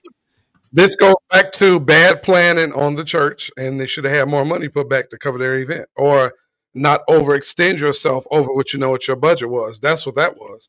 They spent money, they set stuff up, and then they went over budget. Now they want to burden the people with it. And see, whoever you are, you better be glad I wasn't there, because I would say your name of your church, your event on here, because it's crazy. Well, the reason I'm trying to tread lightly, because I really I got respect for the event that I was at and the thing that I was at and the person that it was. I got respect for them, and I think they did an excellent, amazing. I think they did an amazing job. But they had some expenses that had to be met, and I don't mind the ask being made. Here's the thing: I don't mind, and this is why I say I see both sides. I don't mind the ask being made. Like if it's family in the room. If you need it, then we can give more. We don't mind giving more. We don't mind it. But then when somebody stands up and says something like that, like if you got this on and that on, and you can't even give, you got your priorities jacked up. I'm just like, no, I don't. I bought my ticket. I shouldn't have to give nothing else. Well, pastor, I give because I want to. But see, my thing is with the pastor, then it's the pushback. Like, pastor, you wearing this and you got this watch on, just dig in your bank account and put it if it's a need, you cover it. Cover it then. Like if you're gonna be rude about the way you ask, it's the guilt tripping thing, and that's the thing that I think that's really getting with people. Because on one hand, full disclosure, I'm here. So on one hand, it's like for donations, any organization that runs on donations, you gotta ask for money. There's no way around it, and you want people to give. You want to make it there. But I think the thing that's been driving folks insane, if I could sum it up based on the conversations I've had around this topic, it's the audacity, it's the audaciousness of the ask. So it's not just asking. I think people generally get that, but it's when folks start then guilt tripping and shaming people. So essentially coercing people into giving. It's the word. What's the other word we use where people feel like you just have to? When people feel like you owe me this just because I'm who I am. What's that word? What's the word for that? Entitlement? Like the entitlement to my money. You said tickets were $20. I spent $20 or $40 or whatever, and now here you come. Yeah, we got obligations to meet. Well, as the ticket's supposed to cover, like the church's problem. And no offense. And I don't mind, like you said, it depends on how you ask and say, hey, y'all, we thought we was hitting our budget. We kind of went over. Can you help us? That's no problem. But when and people will give to that. People will definitely give to that kind of stuff. Like we both church, so we understand this. We've had to get up and ask for offers. We've done things with ourselves. We didn't meet the budget, and it was like, hey, look, we need a little help. Over the years, we've all had to do this before. So that's why I say it's not a knock to that as a situation having to happen. But sometimes the way it gets asked for in church is a whole lot different than what you hear in other places when it's asked. It's like like you said, the entitlement of the you got it, so you're supposed to give it to God. It's like, huh? Like you're entitled to what I work for. Like my money is your money automatically because I'm at your event. You in my building, you owe me. Never. Mm-hmm. Don't do it. Yeah, there's a certain grace, and that's it hit me. Like I said, it hit me this weekend because I saw that happen a couple times this weekend, and then I had a couple conversations where I heard the language of church is too expensive, or church is getting too expensive to go to church. So like hearing that, you got an echo real bad coming off of that mic on that screen. Yeah, there's a horrible echo. Yeah. When you was on your phone screen, it wasn't giving me that, but this one is like it's feeding back everything I'm saying. Yeah. Let's fix that. Yeah, let's see now. Check two. No, we good now. Yeah, I think it's better now. Yeah, it's better now. I'm not hearing myself come back. There we go. But yeah, man. So, I mean, that's what I'm saying. Like I'm just, and like I said, when you grow up in church and you grow up around it, you kind of get it. Also, when you grow up in a PK's household and you see your money, no, now it just got worse. Yeah, the echo just got way worse. It just came back from nowhere. It must be the internet around here or something. I don't know, man. I don't know. Back now? It's a little rough. Check 2. 1. No, nothing now. Yeah, it's there. Go. We're good now. So, yeah, but when you grow up in a PK's household and you see like money just going straight from your parents' bank account to make sure everything else is good. Like I said, you get all these different sides, but also I get other people's side of it when they say like I came just to support. I came just to feel like, I was around some people. Like, so I get it from both sides, and it creates this cognitive dissonance I just can't deal with. So I'm like, let me talk about it today. Let's bring it up at least. And, again, I ain't trying to knock nobody. I ain't trying to knock nobody's event. And I'm definitely not knocking asking for money, because we are a donations-based situation. And donations-based situation, you got to ask for money. You got to rely on people to donate. So, I'm not knocking none of those ways, but at the same time, it's just like, have we been gracious with the way we ask? Have we been gracious with the way that we look for it? Have we kept up with the times? Have we considered other things that, like, inflation, for instance? Like, have we made adjustments accordingly? Have we planned accordingly when we do different events? Like, I think there's so many ways around that conversation. I don't know that one way is necessarily right or wrong, but I think that in context, I think it does matter how we present our case.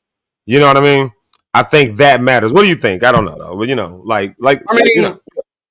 it goes back to the same thing. Like we said, man, it's okay to ask. It's all in your approach. Even outside of church, in a natural situation, if you're a guy and you see a girl and you want to get her number for her, you don't go up to say, "Hey, give me your phone number." You see who I am? Nothing like, you don't do that. You go up to her and it's the way you ask. You didn't go to your mama and say, "Get in there and cook me something to eat." You had a different way of asking, "Hey, what's for dinner tonight?" It's like, it's all in presentation. It's all in how you say things. It's all in how you position what you're asking for. That's all. I've seen concerts who have got up and had an amazing show and end up, it happens. It happens in this business, the unexpected cost at the last minute. Doing arena tours. When you're in the marinas, and if you go over, you know how much that costs. Now, sometimes you have a artist like Kirk or somebody who will say, "Hey, man, I'll just cover the cost." Right. Yeah. But yeah. Ignore my chat. Yeah, you can. That's exactly what I'm about to do. Crazy. Now even you know what I'm thinking it is? I've just figured it out. So listening to you this way, the way I'm looking at you, you just muted yourself. Yeah. Can you hear me at all? Mm-hmm. All right, get the mic and everything. I don't need this no more. The reason there was an echo is because I had to have you on my phone to hear what you were saying. Now I don't have it, and you can hear. This is crazy. Like, this is crazy stuff happening over here. Yeah. So we good now. Yeah, I just tearing my whole show up this morning. Dude, and it's logged you out 2 or 3 times while we've been talking. You'll be talking, and the screen will just go blank. Oh yeah, I think that's just a StreamYard thing because it's doing it for me too with you. So, but I know you still there, so it's all good, But yeah, man. So I tell you what, let's do this. Let's get some tech stuff together here. I'm gonna take a music break. We're gonna get some tech stuff together because I want to hit my topic today without distraction because I think it's a sensitive topic. Where's my screen at? There we go, right there. I'm just gonna stay just like this. I ain't plugging up this microphone. Can you hear me good? Yeah, I can hear you all right. Yeah, I can hear you pretty all right. I'm not gonna touch nothing. I'm done. I tell you what, let's do this. I'm gonna play since he just came here. Shout out. I tell you what we're gonna do since he's here. Shout out to Hood. We'll play his song. I found this one. It's on there on YouTube. You can find that. We'll play that and one more song and we'll be right back. You don't know. Oh yeah. People just want to guide you a certain way. Everything that's in my mind all the time. Oh, that's right. Sometimes I really want to let go. Sometimes I feel like nobody hears me out. I don't feel like I want to cry no more. I ask myself, why do I go this way or that way to you, Lord? Can you tell me what am I supposed to do, my Lord? I feel like I'm losing you. Like in certain situations, we feel like nobody else hears us out. We know that God keeps on saying, come this way, when negative and enemies just pull you that way. So many people in my mind all the time. So many people telling me what to do all the time. Am I doing this wrong, my Lord? Should I keep listening now, my Lord? What should I do or say when negative come my way? People say don't pray and worry, but my mind keeps saying I should go this way. Sometimes, we just don't have a guidance. But the Lord just keeps saying, come this way. When you have bills, situations, problems, heartaches, you just go the opposite way when the Lord just keeps saying, come this way. He just saying, go this way. But negative want to tell you to go that way. When the Lord just keeps telling you to go this way.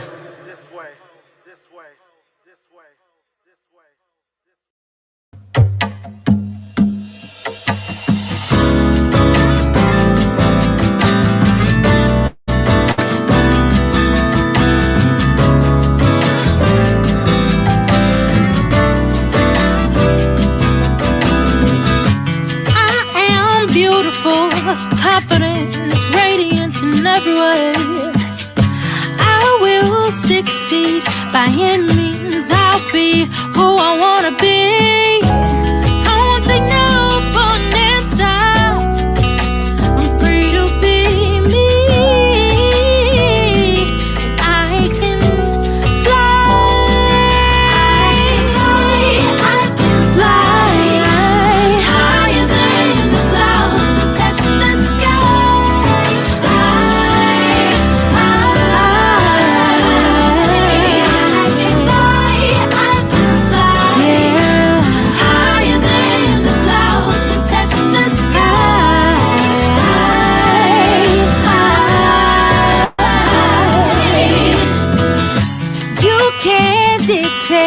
who I am, who will be in the future. You can't tell me what to do, where to go. I'm a grown woman, and I will succeed, I will survive. Past is behind me, I'm right on track. Free, free to be me. I can fly, I can fly.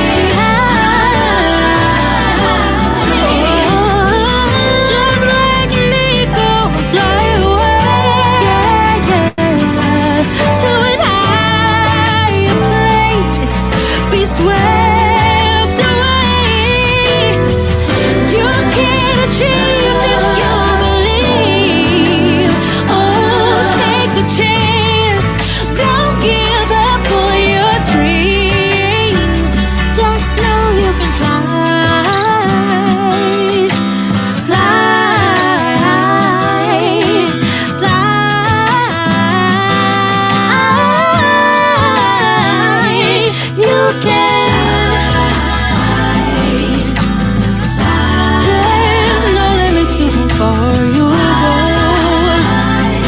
Oh, reach for the sky. You can fly high.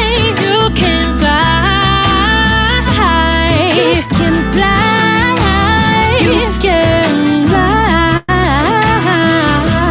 You can fly high. You can fly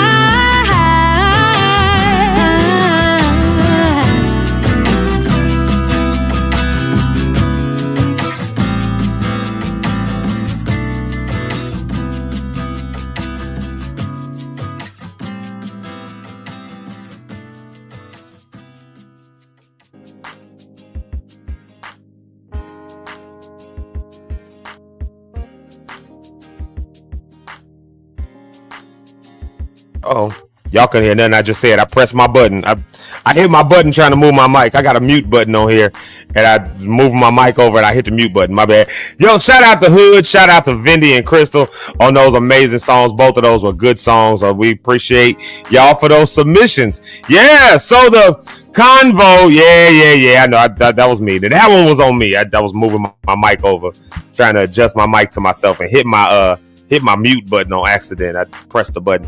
Yeah, shout out to Hood. Shout out to you, Hood. Shout out to Vindy, and shout out to Crystal. Shout out to y'all. Thank y'all for those great songs, those great song submissions. We love it. We appreciate it. Yeah, so this conversation that we're in on today. Yo, wait a minute. It's my cousin Mickey. I gotta say hey to my cousin Mickey, y'all. I gotta say hey to my cousin Mickey. There go my cousin Mickey. Y'all, that's my oldest cousin on my okay, maybe she don't want me to say it that way, but maybe she don't want me to say it that way.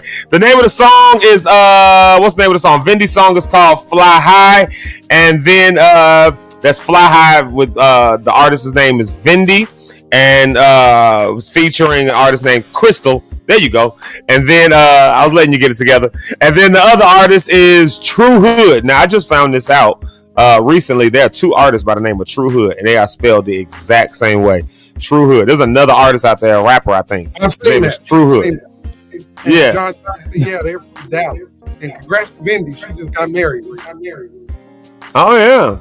Opening up this big, she's opening this big place to do weddings. I've still got a building. Her husband opening up. It's beautiful, man. So congrats to Vindy. Yeah, congrats to Vindy on her marriage. Yeah, she's not from Houston. They're from Dallas area. So, yeah. And then, let's see, everybody saying, tell Mickey, hey, huh?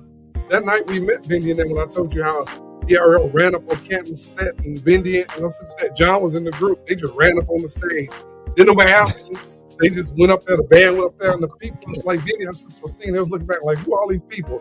30 Chicago Negroes on the stage, all like this.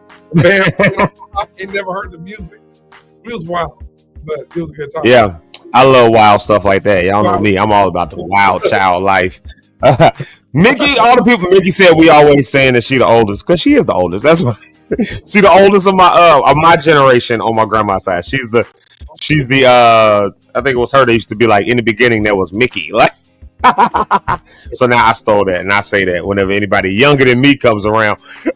So shout out to my cousin Mickey. My mama said tell you hey, she's on the YouTube side, Mickey's on the Facebook side, so I gotta pass the comments back and forth. Although y'all can see them down in the bottom corner on Eric's on the bottom right corner of the screen, right by where Eric is. Y'all can see each other talking back and forth. And then Brony Cat, that's a Bronya, Mickey. She says to tell you hello as well. So there they go. Yeah.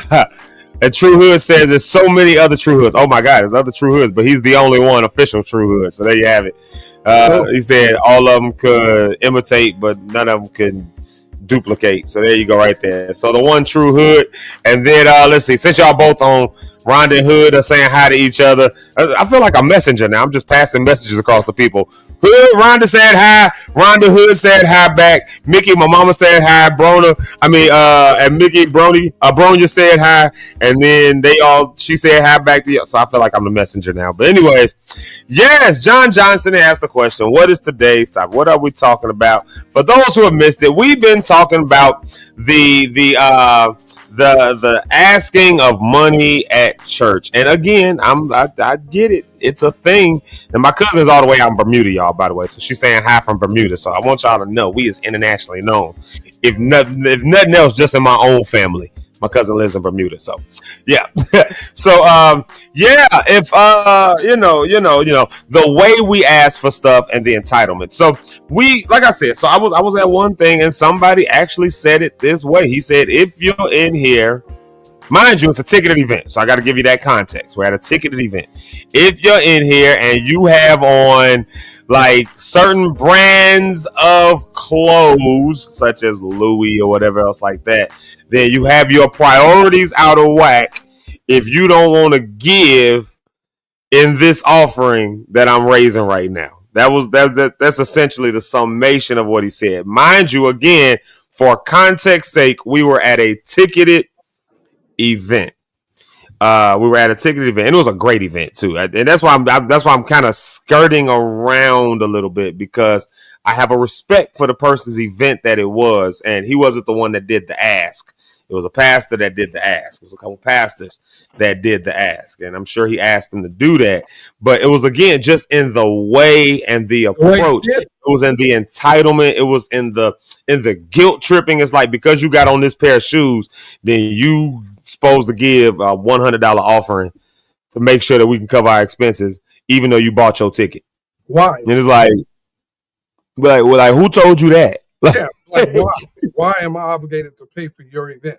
I did my part. My ticket was my part to your event.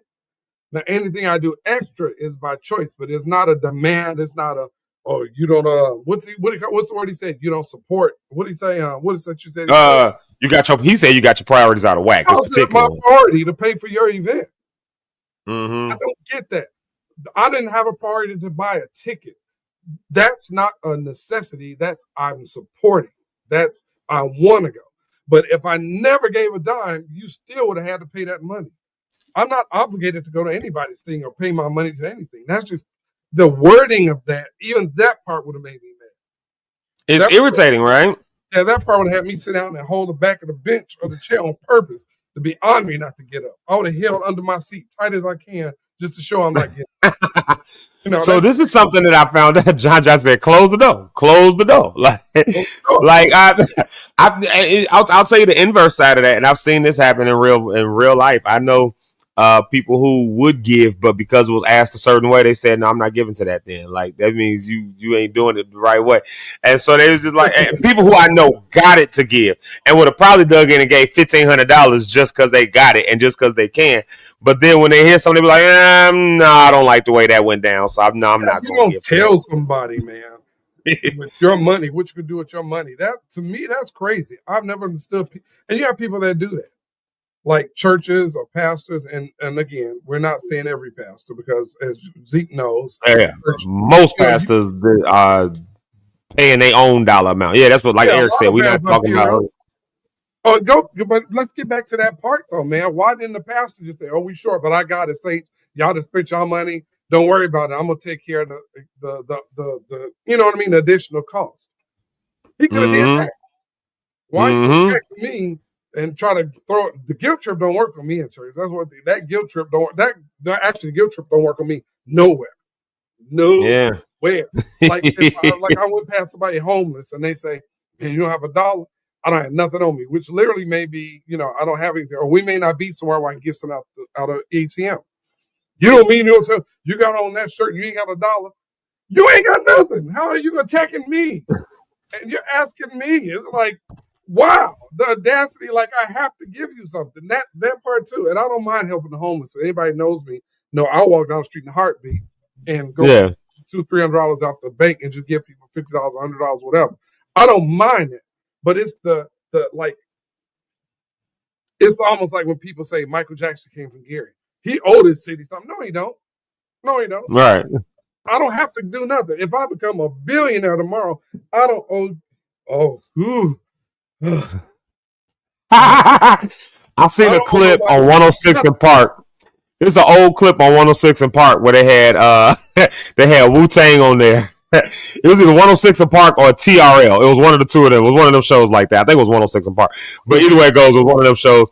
And they asked ODB, somebody asked the question, so what are you going to do for the black community? You know, now that you made it, you got some money and all that. So what are you going to do for the black community? He was like, nothing. Like, and everybody was like, they started laughing. He was like, basically like, I don't owe y'all nothing. If I do something, it's because I want to. Like, just because I made it don't mean I owe y'all what I made. Like, you know, so there's that side. You know, people feel like they're entitled to your stuff. Your success means, like Chris Tucker said the other week, when he made his millions, his whole family quit their job. Like, you rich, you got it.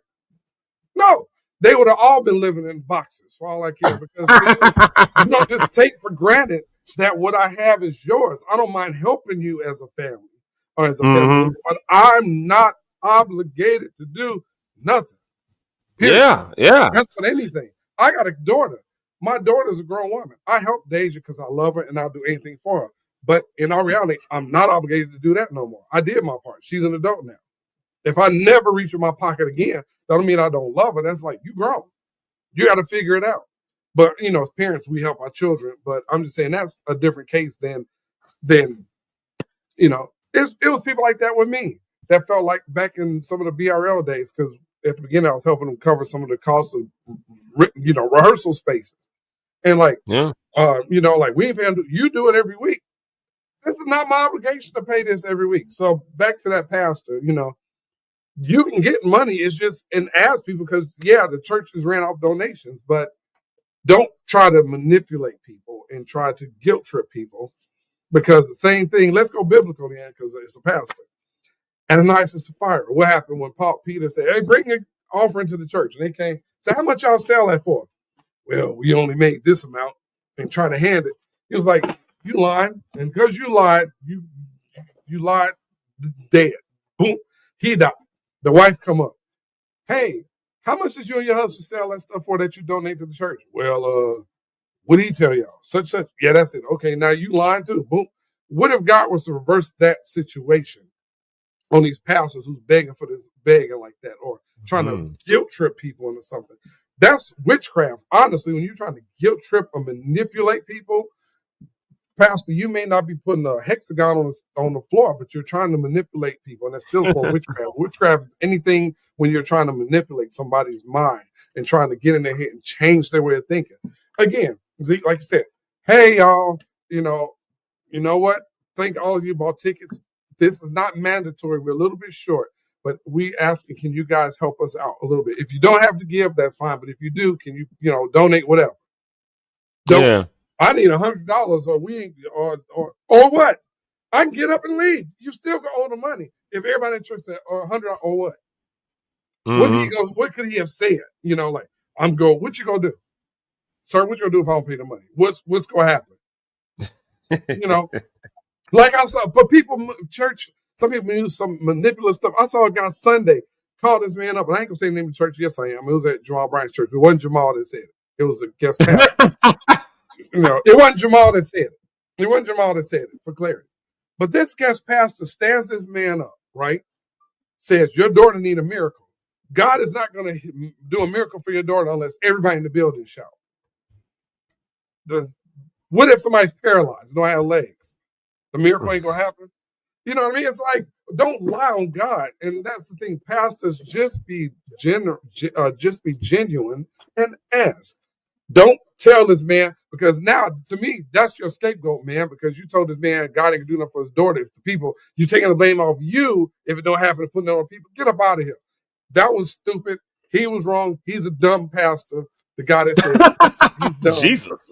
He's dumb. Because you're telling this man your daughter's life hinges on if the people in this building shout.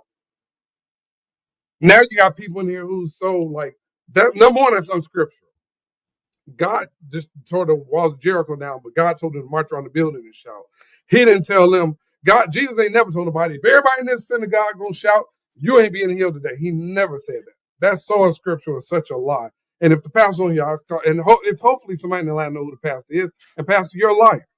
There you go. So anyway, yeah. Sorry. Well, whoever that pastor was, apparently he's coming to Houston. Shout out to Pastor Jeremy Sanders.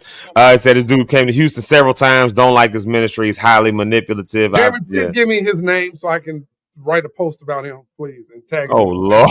I see what John says. Like, taking care of your kids versus random Negroes is different. How many live recordings have we seen where this has happened? Yeah, well, because you think you're going to get the sales back. It ain't came out yet, but we put a lot of money into it to support people. I didn't gave people $200-something 15 years ago for live recording that still ain't came out. Because it's expensive.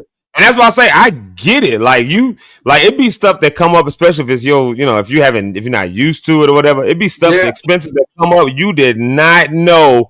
It's just no way you would have really even known that was gonna happen. You thought you had this budget down to the T. You thought you was good, and then here come another $4,000 worth of expenses you got to figure out how to come up with. I mean, this is normal. This happens. I get it. That's why I say there's nothing wrong with asking. If you don't ask, then you won't get it. This is a donations-based situation. And churches, at the end of the day, are donations-based situation. So we got to ask for money. It ain't no way around it. We got to. But like we said, it becomes the whole manipulation app. So what is the thin line? Because like Hood said, I guess if that's the case, then when I come to church, y'all supposed to, hey, when I come to church, y'all supposed to pay my bills then. Then he said, make that make sense, because then there's a double standard becomes real. So my question becomes, where's that thin line between what is being asked? What is the thin line between what is being asked versus, now it's coercion? Where's that thin line lie? I don't know, E. Where does that lie for you? And Lockstars, y'all chime in. Y'all tell me, where's that thin line for y'all? Where because again, like I don't think that anybody on here is dumb. I think we all get it and understand it.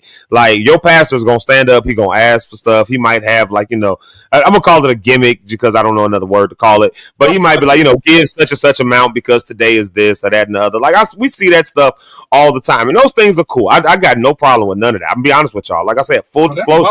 I got no problems with none of that. Like some of that stuff is just necessary. But where does it become the thin line? Like, my granddaddy used to do this, and I never did like it, but my granddaddy did it, and he was the king master of it. The $100 line, the $50 line, the $25 line, then everybody else coming in, right? I mean, we see all this kind of stuff. Today is the 21st, so I want everybody to get $21. Or what's your shoe size? I done heard this one before. What's your shoe size? You wear a size 12. Then I want you to double that and give $24. Like, I've seen we've seen all these kinds of stuff. But I've also seen, you got me. Really? I think the first time I heard that was Cheryl Brady. I think Cheryl Brady did one of them. Like, we walking by faith. It was something along those lines. And so whatever your shoe size is, then, I want you to take the summation of both of your shoes. So if you give an odd number, that means you got 2 feet that don't match. Like, or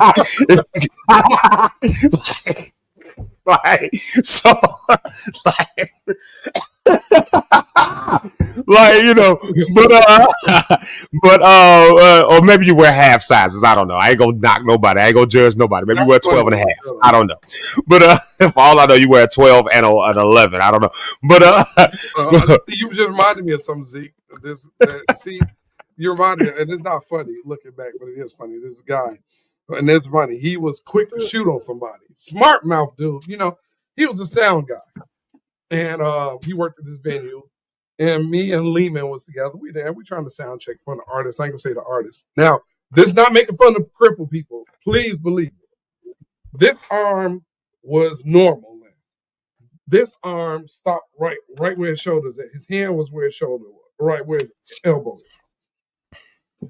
And we walk in the building, I'll never forget. And this, you just make me think of it. And we was like, hey, man, we're here for such and such and such. Just wait in line. Like, we look around, who are you talking to? And then I'm trying to laugh because the way he did it. He goes, try to throw this arm and point. And I'm like, why didn't you just point with the regular arm? But, Jesus, man. The thing was, he had such a bad attitude that he tried to start clowning people. Like, big, such. Oh, man. I'm like, wait a minute. And Lehman told him, why? Lehman said, how do you get your clothes tailored? He said, how do you do? Do you go to the store and say, I need a 15 in this arm and a 20 over here? Dude didn't do that attitude. You know what? Steve said, no, y'all don't call. Lehman said, you didn't call me fat. You didn't call my dog, this lady over here. You know, he was that kind of guy trying to take shots. Oh, he was clowning everybody else, so now you had to go in on that work. Yeah, we had to. We man, look, let me tell you something. Dude did not survive that night. I didn't see him after that sound check. We didn't see him no more during the show. And you know, we cut on and we said, how you put your wallet right here? Man, we killed this dude. But anyway.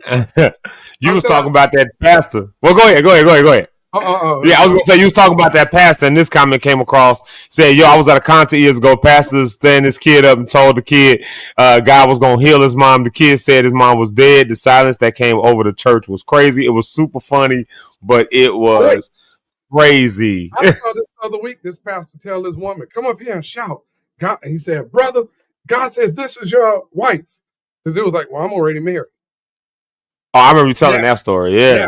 Now, and this the video. Now to watch the then the pastor still. What do you say? Married in the spirit, or you married? He's like, no, I got a wife.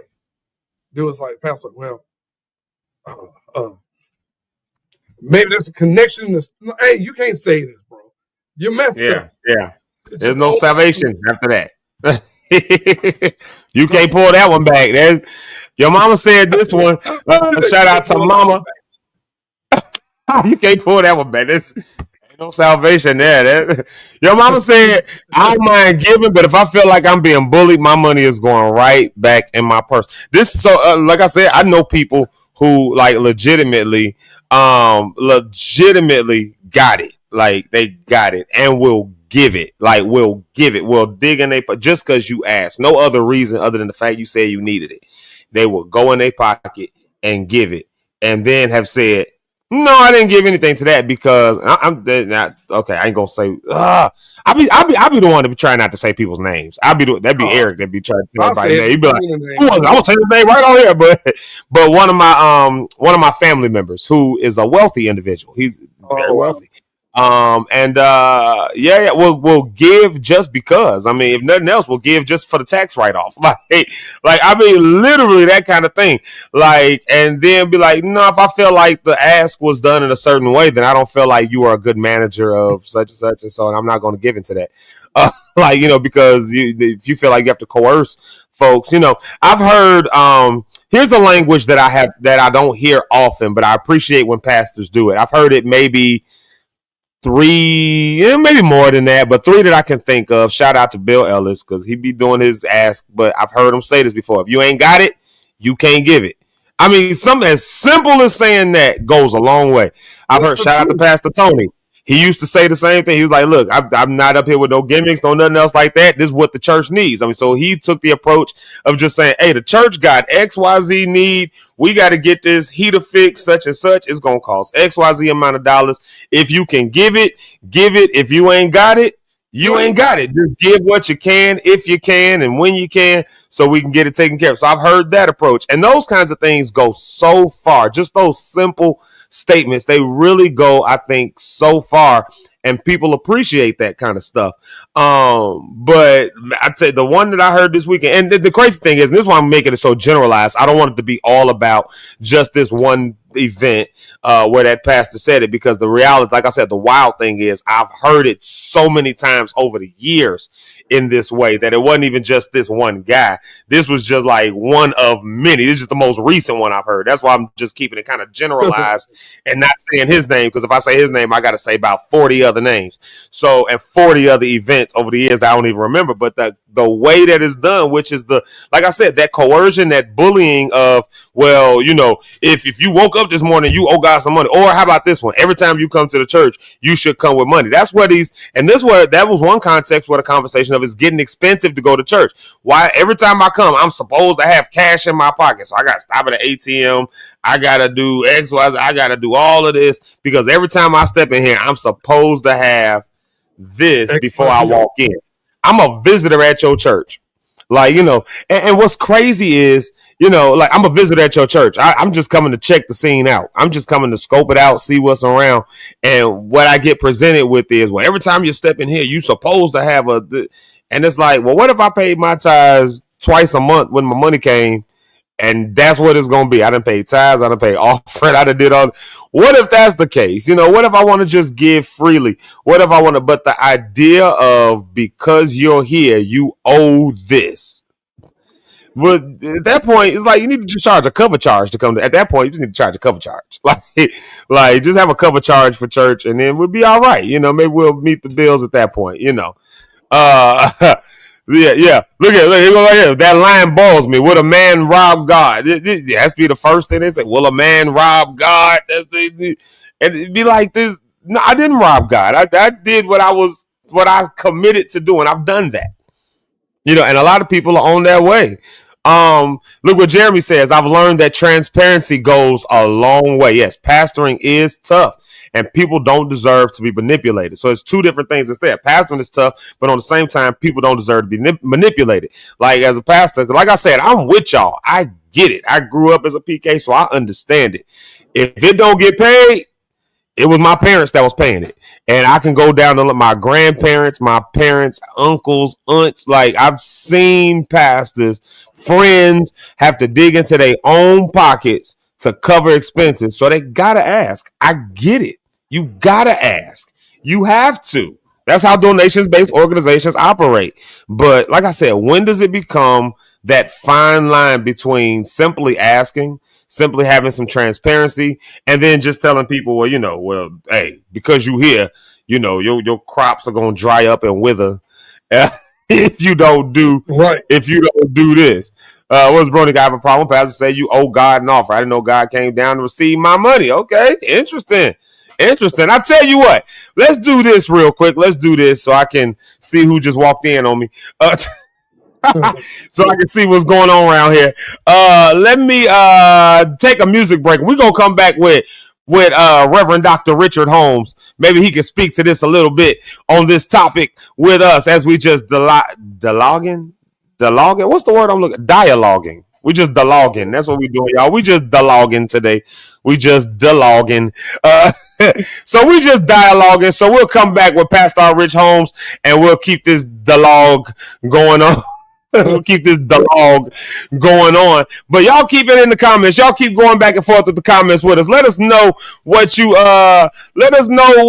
think. Like this is a topic, and we all part of God's church, and so this is not a thing that I think relies on one person just because they're there. I think this is a collective effort, and and if we're gonna be successful, we got to have the collective effort of it. We got to have collective opinion and collective understanding so that we know how to move forward and how to grow, so that we can have not only successful people but successful organizations, so that we don't have to get up like when you go to certain things that have tickets to them. We don't have to stand up and say, "Hey, y'all, we still got to meet," so we don't have to do stuff like that. Rich is good about that stuff. He be like, no, plan it. It goes a long way. So we'll come back and we'll talk more about this conversation. But right now, let's hear a little bit of music and then we'll be right back. Oh yeah. I think. There you go.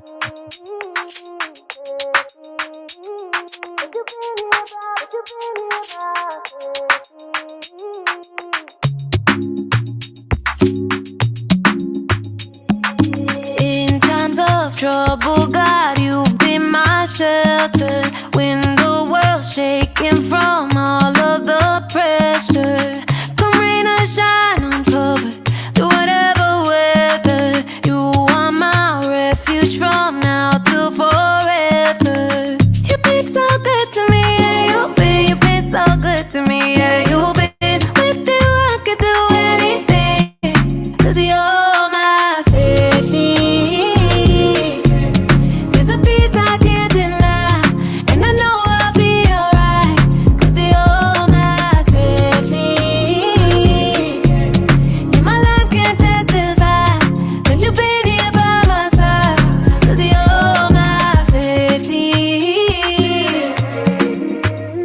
Since I found your love, never letting go, never letting go. Take my hand and lead and I'll follow you. Oh, you hold me down like an anchor below. You surround me with perfect peace, and that's why I say there's a peace I can't deny, and I know I'll be alright, 'cause you're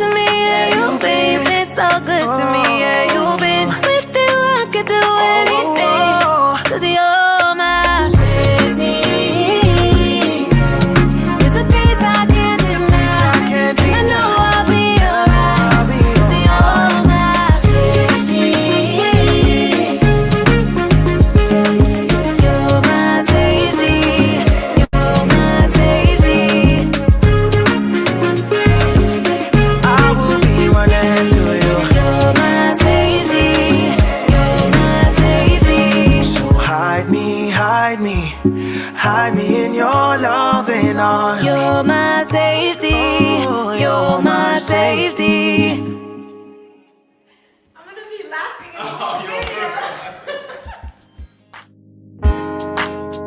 we're back. Y'all welcome back. Zeke live in the morning. Glad to see y'all. I love that song. You're my safety. I love that song. That safety. She got that vibe, man. Shout out to Blanca. She just got that vibe, man. I just love that. I love that. Yeah, I'm with you, Brony. I'm with you on that one. I'm with that Afro beat joint. Yeah, all the Afro beats. I'm just on it. It's a whole vibe. It's a whole thing. Hey, do me a favor. You'll do me a big favor. Put your hands together wherever you are. Lift those dirty hands and praise the Lord for our friend, our homie, our brother, the one and only Pastor Rich Holmes. Hey, this is not a screen that I'm used to seeing. You see the way this is with these rectangles? This is not normally what we look like. Yeah, this is new. It's that new stuff. StreamYard is doing his own thing this morning. It's literally just doing its own thing. It is. I think it's glitched out or something this morning. Like me and Eric been having issues the entire show. Yeah, literally the entire show. From the time I got on. Y'all so professional. You can't even. And my mic is not working. I can't connect to StreamYard. It's crazy. Yeah, wow. They were taking us off the screen, adding screens, just switching scenes. I don't know. Maybe we got hacked. I don't know. Maybe someone done hacked in the StreamYard on us this morning, and that's just what's happening. Maybe that's what's going on. I don't know. Nonetheless, here we is. Yeah. Y'all lift those filthy hands and praise them, and maybe things will get better. That's what's going on, Eric. That's what's happening. If everybody that's watching us right now will shout, then all the issues will go away. So what must be happening is everybody ain't shouting. Rich Holmes, what's up, Doc? What's up, man? Happy Monday to everybody. Hope everybody's doing well. Hope you had a great Happy week. Monday to thee. Yes, sir. Man, good. Yeah. Good again, another day. Another day. Yes, sir. Another day, another Yeah, day. man. Yeah. Well, I want another day, another $20. Everybody will get another day, another $1. I want another day, another $20. You go. Another $20 coming because the other side is another $20 spent because I seen something. Why do every day cost $200? And I was like, I feel that like every day costs like $150. Like every day, just like every day. Somebody told me the new $100 bill is $1,000. I was like, yeah, you might be right. It's real. Yeah. Stuff done changed. Stuff done, which probably a good segue into the conversation we're actually having, So the idea of, and I hope nobody is hearing this as a rag on the church. I really am not like ragging on the churches. I'm also not trying to over defend the church either. So I hope nobody's hearing that from either perspective, because I think I've done a lot of defense for why we have to ask for money in churches. It's a donation-based organization. We don't sell products for a profit. We're a non-profit, which means that it's donation-based. Or in church world, we call it tithes and offerings, right? But everywhere else is just called donation. Like on tax code and all that stuff, it's called donations. Like, so the revenues come around and John, Miss Ursula Ellis, shout out to her saying good morning to you. And John said he gonna do a lap around the church. There go right there. We lifting our filthy hands. Like, bro, lift those filthy hands and praise them. Yeah. And then when you get done praising them, take those filthy hands down and reach in your pocket and at the end of the day, sponsorship, donation. Even on this show, we said, hey, we've had sponsors before, we looking to go back into that. I haven't put the ask out there, but when it's time for it, you'll hear me getting on here saying, hey, y'all, is anybody willing to sponsor such and such? These are the, we're looking for this cost point and this, that, and the other. So there's, I'm not over defending the church, because I understand that perspective, but I'm also not over defending people who are like, hey, look, I felt like I was bullied into that. I think it's just worth a conversation, like in the way that we ask for stuff. So we've been just kind of dealing with I said I went to an event. I don't know how much you caught of it. I said I went to an event, and this isn't the first time it's happened, so I'm not saying which event it was. I went to a bunch of events this weekend, so I'm not saying which event it was. I'm going to just say I went to an event, and the question was put out there. It was a ticketed event, and it was put out there, we need to take up this offering to raise a few extra dollars because we got some expenses that need to be met. So on one hand, it's like, I get that. I understand that, it's family in the room. We can take care of it. We can do that. But then the thing came across from the person who was making the ask. If you're in here and you got on Louis and Gucci and you can't give to the offering, you got your priorities out of whack. Of course, that gives me pause because I say, no, if I'm in here and I got my Louis and Gucci, it's because that's the outfit I chose after I bought my ticket to come to this event. So anything I give in additional with nothing in return at a ticketed event is something I'm doing from the goodness of my heart. And people are willing to do that kind of stuff. I mean, you're a pastor, so you get it. You understand it. You make an ask, people are willing to give. People are willing to do that. But then when it becomes this manipulative kind of a thing that's like, well, just because you here, you owe it. Like, no, I don't. I bought a ticket. That's what I owed. I paid my admission fee and I'm here. That like, you know, could you imagine doing that at any other business? Could you imagine going to Six Flags Great America and you bought that $3,000 ticket to get in there? And as soon as you get through the door, well, since you here, I see you got on some Jordans. You need to give us a few more dollars because that just, you owe that. I mean, ain't God been good to you? Didn't we show you a good time? You owe us. Yeah. It's like, no, I bought my ticket. Yeah. You know. Giving is such a relationship based principle, I think now. And so for me, as far as with teaching, I'm good on principles. Like you give me a plan, you give me principles, I can follow it. I'm looking for success. When I look at giving, I wanted to have success. I wanted to make more money, keeping it real. And since I'm a kingdom person, I had to see, how does the kingdom do this? What does the kingdom have to say about it? And when it comes down to the kingdom, no matter where else I tried to look and search, it came back down to seed time and harvest. Now, what do you equivalent as what the seed is? Because scripture tells us the sower sows the word. That's the seed, right? But a lot of times it's been sold and been taught that that's your giving. That's your seed. So when I look at principles like I could with Rich Dad, Poor Dad, I follow those principles, I can find success. There are giving principles in scripture. If you believe and do it, you know, take action and do it. I've seen success doing that as well. So I go beyond what the church necessarily need because it's a personal relationship between me and God. Now, after I did that like a dang robot, I found success on just doing principles giving. Yeah, of course, I heard what pastors and preachers had to say, but I was just reading what the word had to say about giving, right? Now it's changed to more of a love affair for God. So where it was like, I'm only giving 10% for tithes, it's now like, I'll give more than that just because I love God. And every time I seen people that gave more and gave more, they seem to be the same people at testimony service talking about, I got a new financial gain. I got this abundant blessing. And so what I was looking for, again, I think it's about what people are looking. I'm very, direct in what I'm looking for with the word. I wanted to see increase financially. When I look at principles in kingdom, I see if I follow those principles, increase is supposed to come. And I expect it to happen. So I know people manipulate and stretch it. You don't have to do all that if you ask me, because it's all there. But if a person is worth to read it, you can express it and show them it's here, but let them kind of find out like for himself if this process actually really works. So that was a big thing I could talk about it. It became more of a relationship based with God. I'm giving this because I get an opportunity to do it because God woke me up this morning. It's not mine anyway. It's all his. Is how I look at it. I'm going to be good stewards. If you want more, God, let me give this to you, but not feeling the pressures of pastors or anyone else. I don't think that's cool. I think it's best that you just try to build your faith in the area of giving. There we go. I can get with that. I can rock with that. Some of you said stewardship is not mine anyways. It belongs to God anyway. So I'm giving it. I feel like I'm giving it as unto God. So at what point then for you, I put this question out to Eric and to the Lock Stars as well a little earlier. I'm not sure how much you caught, but at what point to you does become this fine line between allowing people to make that decision for themselves or allowing people to come, to come to that agreement that this is something I want to sow into. Because mind you, this goes beyond just your own personal churches for everybody that's listening. Sure. It goes beyond just your own personal churches into all these other things. Like I said, I was at a concert. This is a concert. You know what I mean? Like, I said I wasn't going to say what event I was at. But it was a, and we've seen this at concerts, or like John Johnson said, we've seen this happen at live recordings.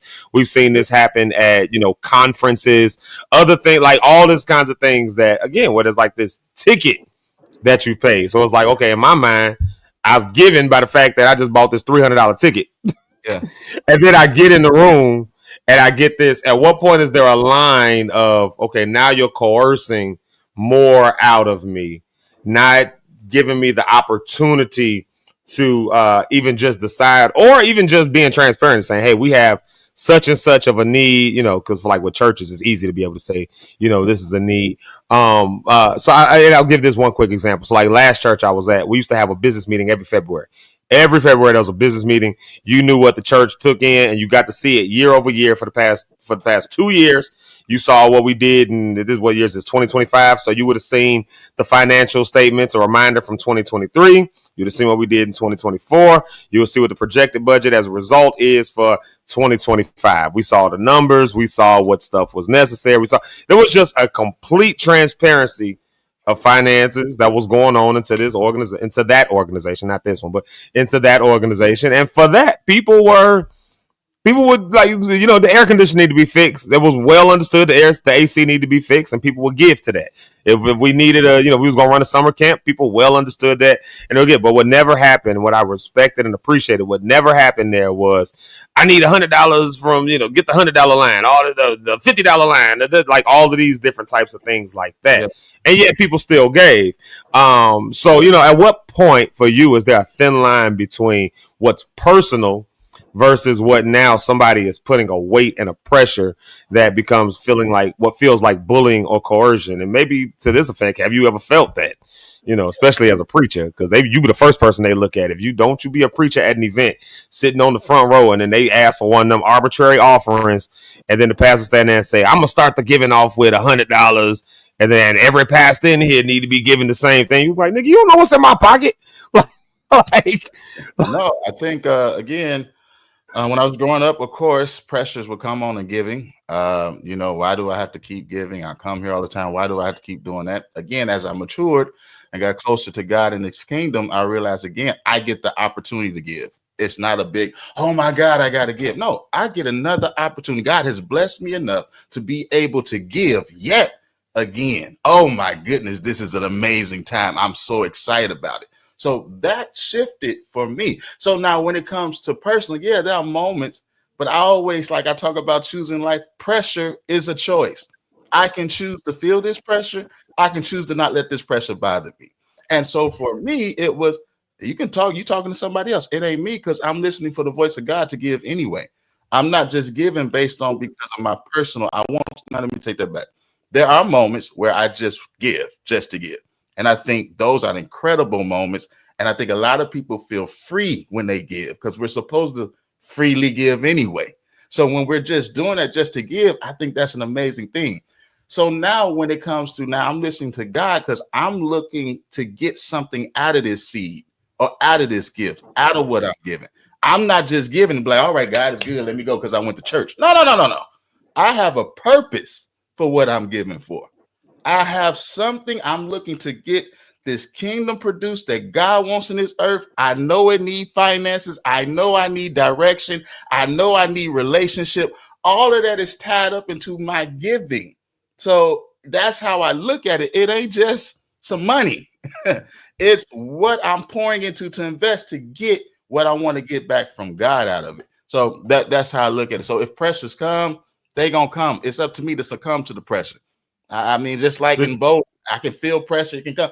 Ain't no pressure here. Why? Because I'm cold at it. I know what I'm supposed to do. I know where I stand on this. So I don't have to succumb. I don't pressure. What is that? So that's me though. Everybody's not developed like that, and I understand. And I think it comes with maturity. So again, giving is such a personal thing between you and God. You should not allow others to speak to that for you. You should hear it. You can have perspectives, but at the end of the day, you got to land on, what am I giving for? What is the purpose of my giving? Is it just to build the church? What is the purpose of my giving? What does it do spiritually? What happens when I actually give? Is it just the fact that somebody in the church takes it in a bucket and they pay lights? No. What is something? And I realize something supernatural happens every time I give. Not something spectacular, but something supernatural, which just means God's get involved anytime I give. So I can expect it to come from each and every direction, because the promise is men is going to give to your bosom. So I'm expecting men to come on now. What's the opportunity that's going to come when I actually give? And so I don't look at giving as just I'm losing money. I'm gaining everything that I can get within this kingdom based on the seed that I sow. I feel that. Now back to the question though. At what point is there a thin line? I want to put that back in there. There is no thin line for me because it's a choice. Gotcha. That's what I feel. It's a choice. So I can feel this pressure, or I can look at it and say, I get an opportunity to give. So I don't look at giving the same way. So I don't get a chance to feel the pressure, because I walked in already knowing, God, if you tell me to give, I'm going to give it. If you don't tell me to give, I'm going to give it, unless I feel like, hey, I just want to give today. So there is no pressure. So you I feel that. Your tongue turned blue. Ain't another word you're going to tell me to give more than what God already told me to give. I'm going to tell you that now. Now, God come and say, hey, I want you to get, oh, okay, cool. But if it ain't no pressure, I'm going to shake your head. What's up, Doc? And that's it. That sounds akin to you want it. No. That's your answer. I just wasn't hearing the answer. I wouldn't understand. Yeah, you just broke it down for me. That's good. Yeah. I get it. That sound like that almost sound like the answer Brony Cat put here. I want to dive into some of these comments people are leaving. I did ask them to comment, and they did. The Lock Stars obliged, and I appreciate y'all. I can't talk today. I appreciate y'all. Right. I appreciate. I appreciate y'all for jiving in the comments. She says, I'm at a point that when I hear that type of rhetoric, I sit back and look at them. Like Rich just said, if I don't feel like I'm going to give something else, you talk till you blue in the tongue. I'm not giving another dime, another dollar. You can raise 4 more lines. You can put 7 lines down the center. I'm not going to be in it. Like, do you ever, I know you said it's a choice, it's a choice not to feel pressure, but you never feel no pressure, even like as a minister now, like when they do them things, because certain circles, and you know how this is, they'd be like, every pastor need to be giving XYZ dollars and da. You don't be looking at them like, nah, Doc. Like, have you ever like felt like you need to stand up and actually like be like, no? No, like, have you ever pressure? I'll talk to people at the end, like, now I just want to understand why. Well, I might ask questions like that. What was your purpose behind it? But in the midst of doing, if God is leading you that way, go forward. Who am I to stop that? Right? It's how I feel. This your house, this is your conference. Do what you're gonna do. Now you come to my house, it's gonna be a little different. It may not be no $5 line. Now it just may not be that. Hey, come, you can freely give. Whoever want to give, come on. And if they give, now I do think, and this is where I'm learning as I'm on this journey. People want success and increase in money, right? You come to church, there are principles about increase in finances and money, right? But most people are so skeptic about hearing it from the church. So my balance is then, how do we balance the two? The two things most people are talking about in the body of Christ: sickness and not having no money. Two top popular. You go ahead and Google it right now, Chat GPT, it'll tell you that. You show me how to make some money, you show me how to get healing for my body, and you show me how to love. Top 3 things. And though when you go to church, it's shined upon. They only want your money. They only want these type of things from you. So my challenge is, if I'm not going to hear how to be, or I won't hear how to be financial increase from church because I think they want my money, do I just find it from the world? How do I get it from God? Is it a personal relationship? How does that work? Interesting. Let's see. That's funny, Rick. Yeah, give me that study. I'm interested in that study where you got that. The top thing. I'm always interested in church studies. Send me that study. Yeah, I want to see that.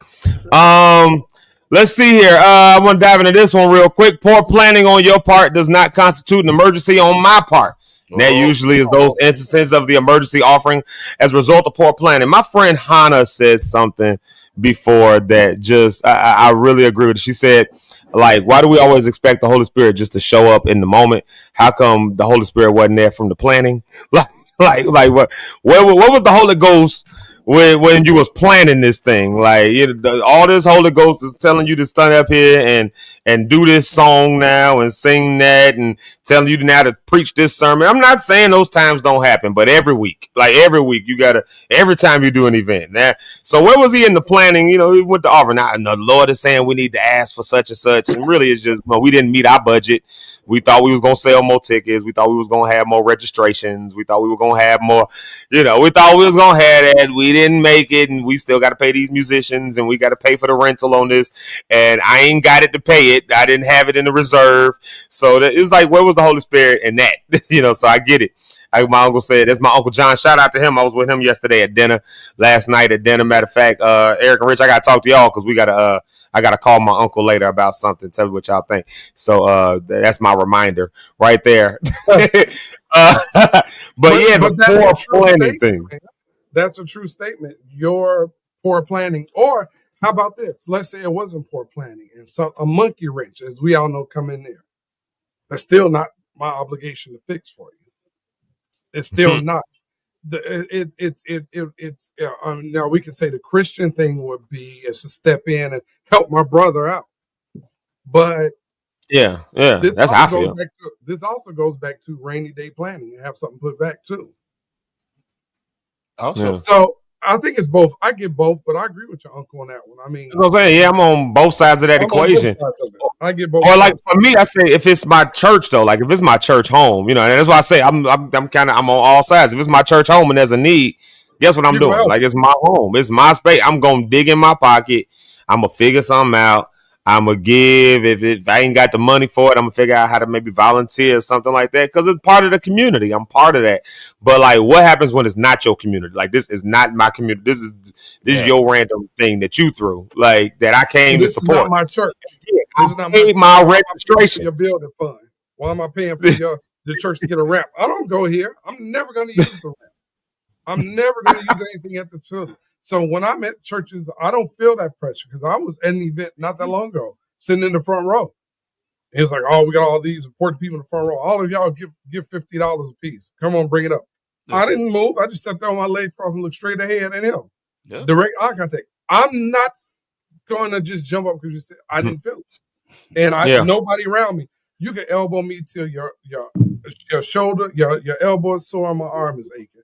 I'm not getting up because God, number one, God didn't tell me to do that. And I understand that's what you said. You feel led to ask for. But I also think God is a God who knows what people have. You can't say, God said everyone on that front row got $50 to give me and say I didn't have it. I did, but say I didn't. Who's lying? You or God, sir? Mm-hmm. Stop throwing. A lot of pastors throw God into the midst of the offering instead of just saying, hey, this ain't about the Lord. The church needs this, that, and that. Yeah. We want to do this for the kids. Can y'all give? Don't say, give. The Lord needs you to give. The Lord don't need the money. You need the money. So just tell the truth. I respect it a lot. I think you find more success in being more transparent than just making it all behind God, the Bible thing. If you're more, You know what I mean? Church need, we getting the new, I don't know, kid land. I don't in the play area. Like say the reason for it. Yeah. I think that can be more helpful in a natural. Because even at that, I'm sorry, my bad. No, I was gonna say because that's all. Yeah, because even in that instance, I think that you find so if this is for a church, and obviously I'm expanding this way beyond churches because again, this is beyond just churches. Every charitable organization has to rely on donations, right? It's only in the church world though that you're gonna hear the language of God said you got to give it to me, and it's like God didn't tell me I had to give it to your thing. But what happens when when did he told you that? God told you to tell me to give everything I got in my pocket to you right now. I don't know if God told you that because he didn't tell me that. I was talking to God earlier. He never mentioned that. God had to tell them to tell you. He can just tell you himself. But like Rich said, it's the transparency thing. Like you go a lot further when you just be transparent because say it is your church, ministry. And like Rich said, we're going to build a new kid land. But if you got a case for why this is on your heart as a pastor or as the youth leader or whatever, why it's on your heart, and we've done some plan. We want to build this. We've done some research. We figured out that this is what the kids want. We trying to figure out why the kids ain't got nothing to do. Well, we ain't got the resources for them, so we need to put these resources in here. We ain't got the money to do it. We need everybody to give to this thing, so maybe you make one of those little thermometer things that got, we need, we need $4,000 for this, so everybody that can give to this, or I get that stuff matters, because again, it's transparent. It says what we trying to do, why we trying to do it, how it ties into the mission of this organization that I've joined in with. Right. It really just shows that. And if this is something I'm supposed to be a part, a lot of times people say, like, you're making this, you want me to be a part of this, but you're not even telling me what we paying into. Like, you just taking my. Could you imagine being in a household where your paycheck, a portion of your paycheck is going to that household? If you're married, could you imagine giving your wife or your husband your money and they never tell you what they spend it on, where it's going, what's happening with it? At some point, you're going to say, hold on, wait a minute. We need to sit down and have a conversation. Where my money, especially if you spending it and we always still in dire need. Like we always in dire need, oh yeah, you give it, God's gonna make sure to give it back, and the church ain't even got it back yet. Like what is that? What is it like? How do you preach on something that you can't even show a testimony of living out? Like you always in dire need. You ain't even got it, and collectively we ain't got it. But you want me to believe that is coming back? You ain't even got it back. Like, how do you know it's coming back then? Like, and people who ain't as adept to church world, this is what they, this is what they're saying. I want to put Hood's comment up here, but he got a whole novel on this. Hood got a whole 3-part trilogy on this bad boy. What you just said, though, Zeke, is something important. Like Rick said, if a pastor is transparent, and here's another thing, it fills a need of the church, not a want for the pastor. So the fact that the pastor said, I want to do something instead of the pastor, I don't like this carpet. I need a new carpet. I need this. But hey, we want to do this for the youth, or we want to do this for our seniors, or we want to have a food pantry. We want to do this. Can y'all? Oh, okay. I see where it's going. Like you said, I see the need. It's for the community. It's for us.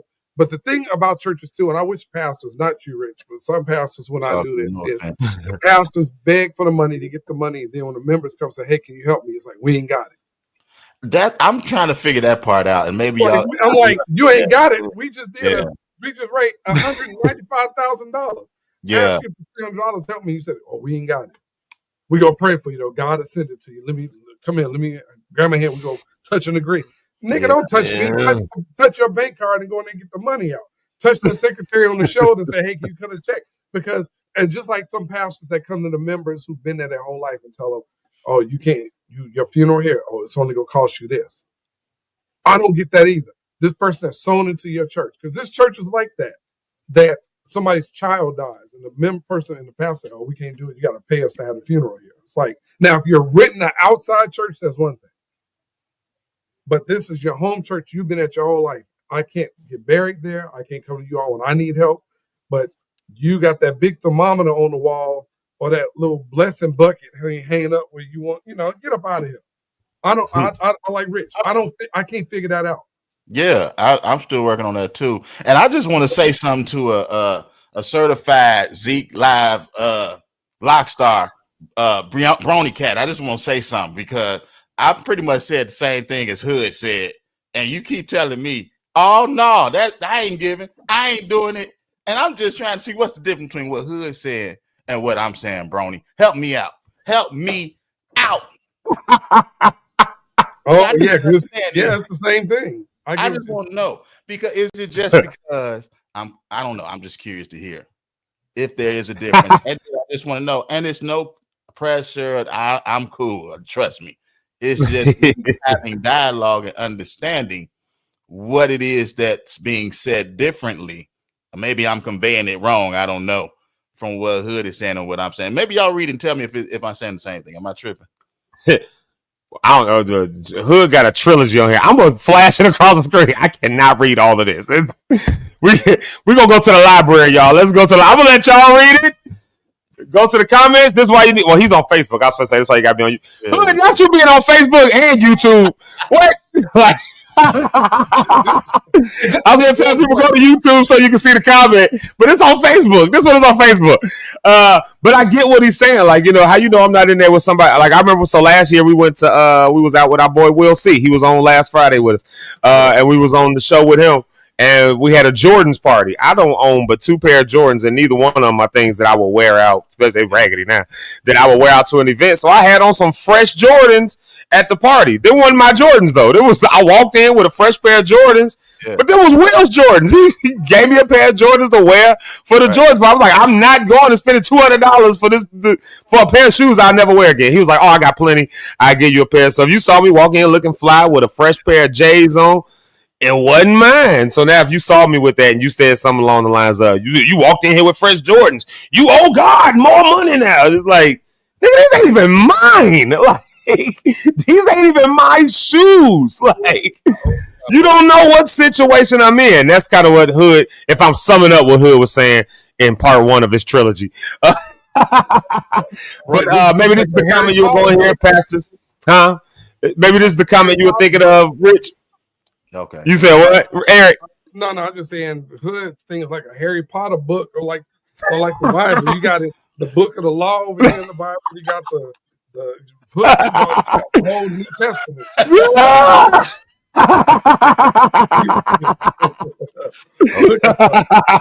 book of the law. Thank you so much. I appreciate that. Wisdom. You got Psalms. But go ahead. Rich Broadcast said, "Don't do me, Rich." Talk to me.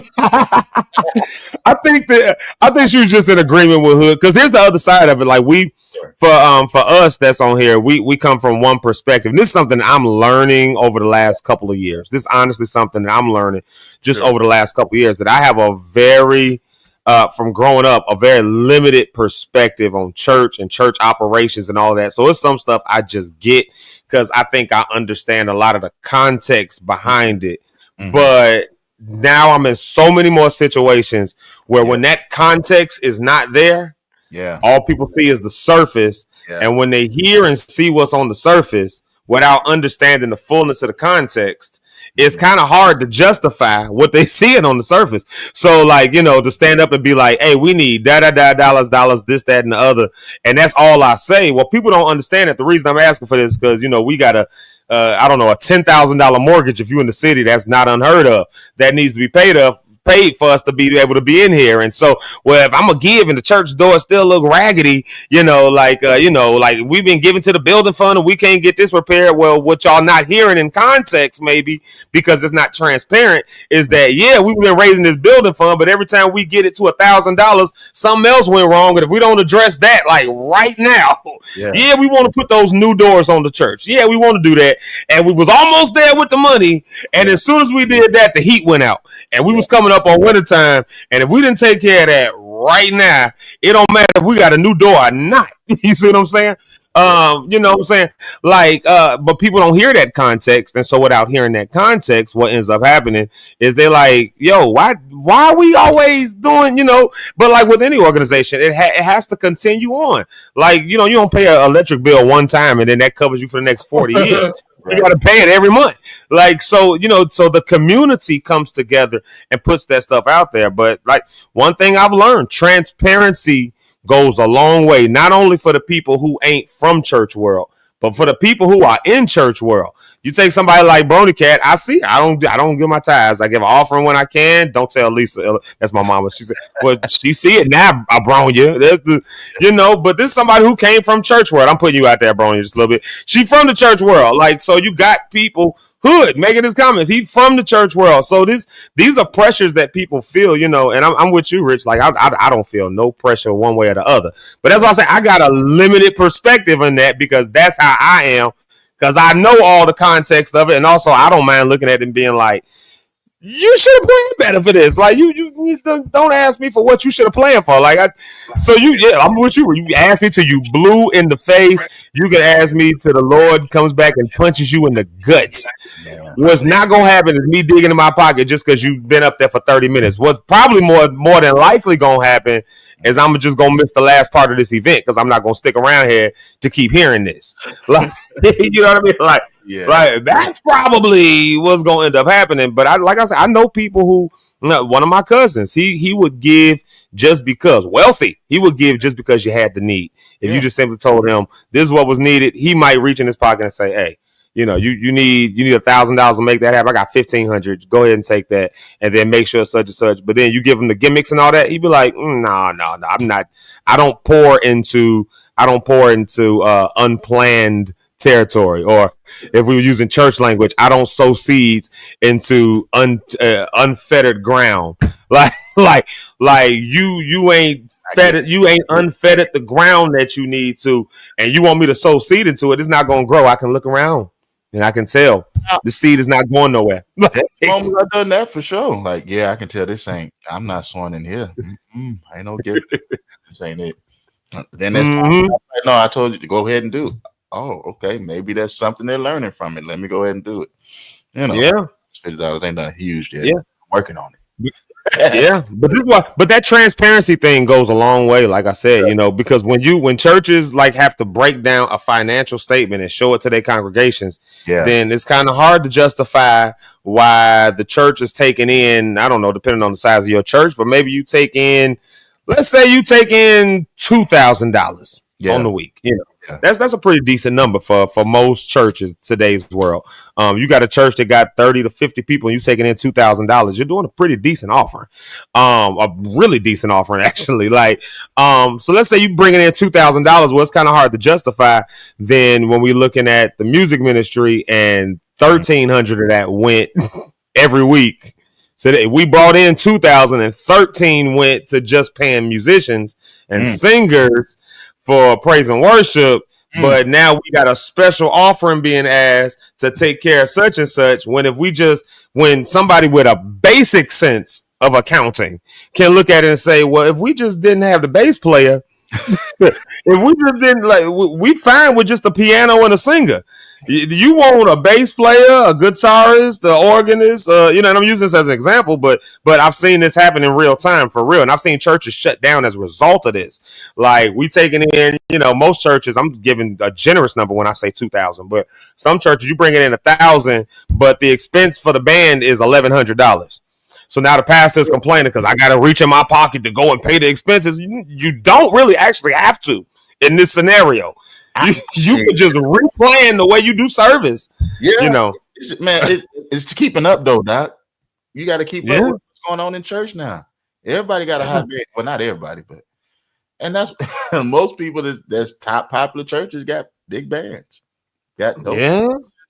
But is that what people really want? That's what I'm saying. Like, is that what your congregation, not you personally, specifically, but like as a pastor, like when you have those kinds of church meetings with that kind of transparency, you find out if your people really want that or not. Like something that shocked me here, I don't think he'll mind me saying it, but when I got to APC, in my expectation, the music ministry got to be Miss APC Morgan Park. This is one of the iconic music churches of the world. And come to find out, the church people really ain't that taxing when it comes to music. Like they if you just get a piano and you sing and you just take them into worship and then preach a good word, the people had a good Sunday service. Right here at an iconic place like this. So that was an expense that we were, and when we got to a point we had to do some cutting. I don't think Pastor Bill will mind me saying that. But you know what I mean? But his thing was like the church is not really taxing on music, all that. But, imagine him not knowing that about his congregation. So he trying to cover, like I said, I don't think he minds me saying this. So he would be trying to cover, I don't know, $1,000 a week budget. But we struggling on the other hand, like it's like, no, we can make that cut in order to make up for it somewhere else. Gotcha. Like, and I can appreciate that. But when you have those kinds of church meetings with that kind of transparency, when you look on it and you see the line item that says music ministry, XYZ amount of dollars over the year went to that. Yeah. So, and then somebody raised their hand and say, why did we spend $20,000 on the music ministry, then they have to say, okay, well, this went to salaries, this went to because it's an open, transparent meeting. They're not challenging. They want to know. People want to know. And a lot of times I think that, when stuff gets mismanaged, it's difficult to take on those challenging questions because, we had to do it because we, like you said, that we had to keep up with all the other churches. It's like, did you though? Or did you have to just do what you should have did at your own church and worried about your people that you've been called to? Track still work. I'm telling you. I put a track on it. How many times? How long it's going to be? I know it's going to be 4 minutes and 52 seconds. Ain't no more spirit going to come on in here. It's going to stop. Listen, and sometimes that is what you gotta go with. Hey, listen, and then when people ask the question, because it creates another opportunity for transparency. Hey, what happened to the band? This is what happened to the band. We take in $1,000 a week at the church, and the band costs $800, and we have more pressing needs than making sure you just got a good time. We found another way to have a good time. We have a worship leader who can sing to a track and get you a really, really good worship service in that period. And so that was the more pressing thing, but that's transparency. It's just back and forth. Whether you like it or not, it is what it is, and we got to go with it. But when you just say, give it to me because you got on some nice shoes and because God been too good to you, you just have to give it now. And it's like, you don't even know what I already gave. Maybe I gave $2,000 already this month. I'm not giving another dime. I ain't got it. I got other expenses at home. I saw something in the comments. Miss Ursula Ellis said it, I think it was, without me scrolling up to find it. She said, like, she's been to churches where they say they want your absolute last. Like, so whether it be you ain't got your rent money, well, hey, who you gonna give it to, God or your landlord? I've seen that before. Like my landlord. I've seen people do that at church, and say that. And then, honestly, I've seen people say, I'm going to give it. Now, in some cases, I think God may have honored that person and they came back to church and said, God, I gave my rent money. This ain't for everybody, so please don't think it is. I gave my rent money and I gave my $1,000 for rent. I got home. There was a day and a half later, it was a check for $5,000. That ain't everybody's testimony. See, that's nothing people in church do. Just because God does something or may do something for this person, and sometimes I think God will back up things some of these foolish people say, just for his name's sake, just so he don't look bad. Yeah. God, like, man, this man has said this, and this person really believe in it. I'm going to do it for the sake of the person, not for the sake of that pastor. But I've heard pastors say that, give your last. You got jewelry, take it off, put that in the thing. That counts. I feel like if you don't have it, you just don't have it. And that's just what it is.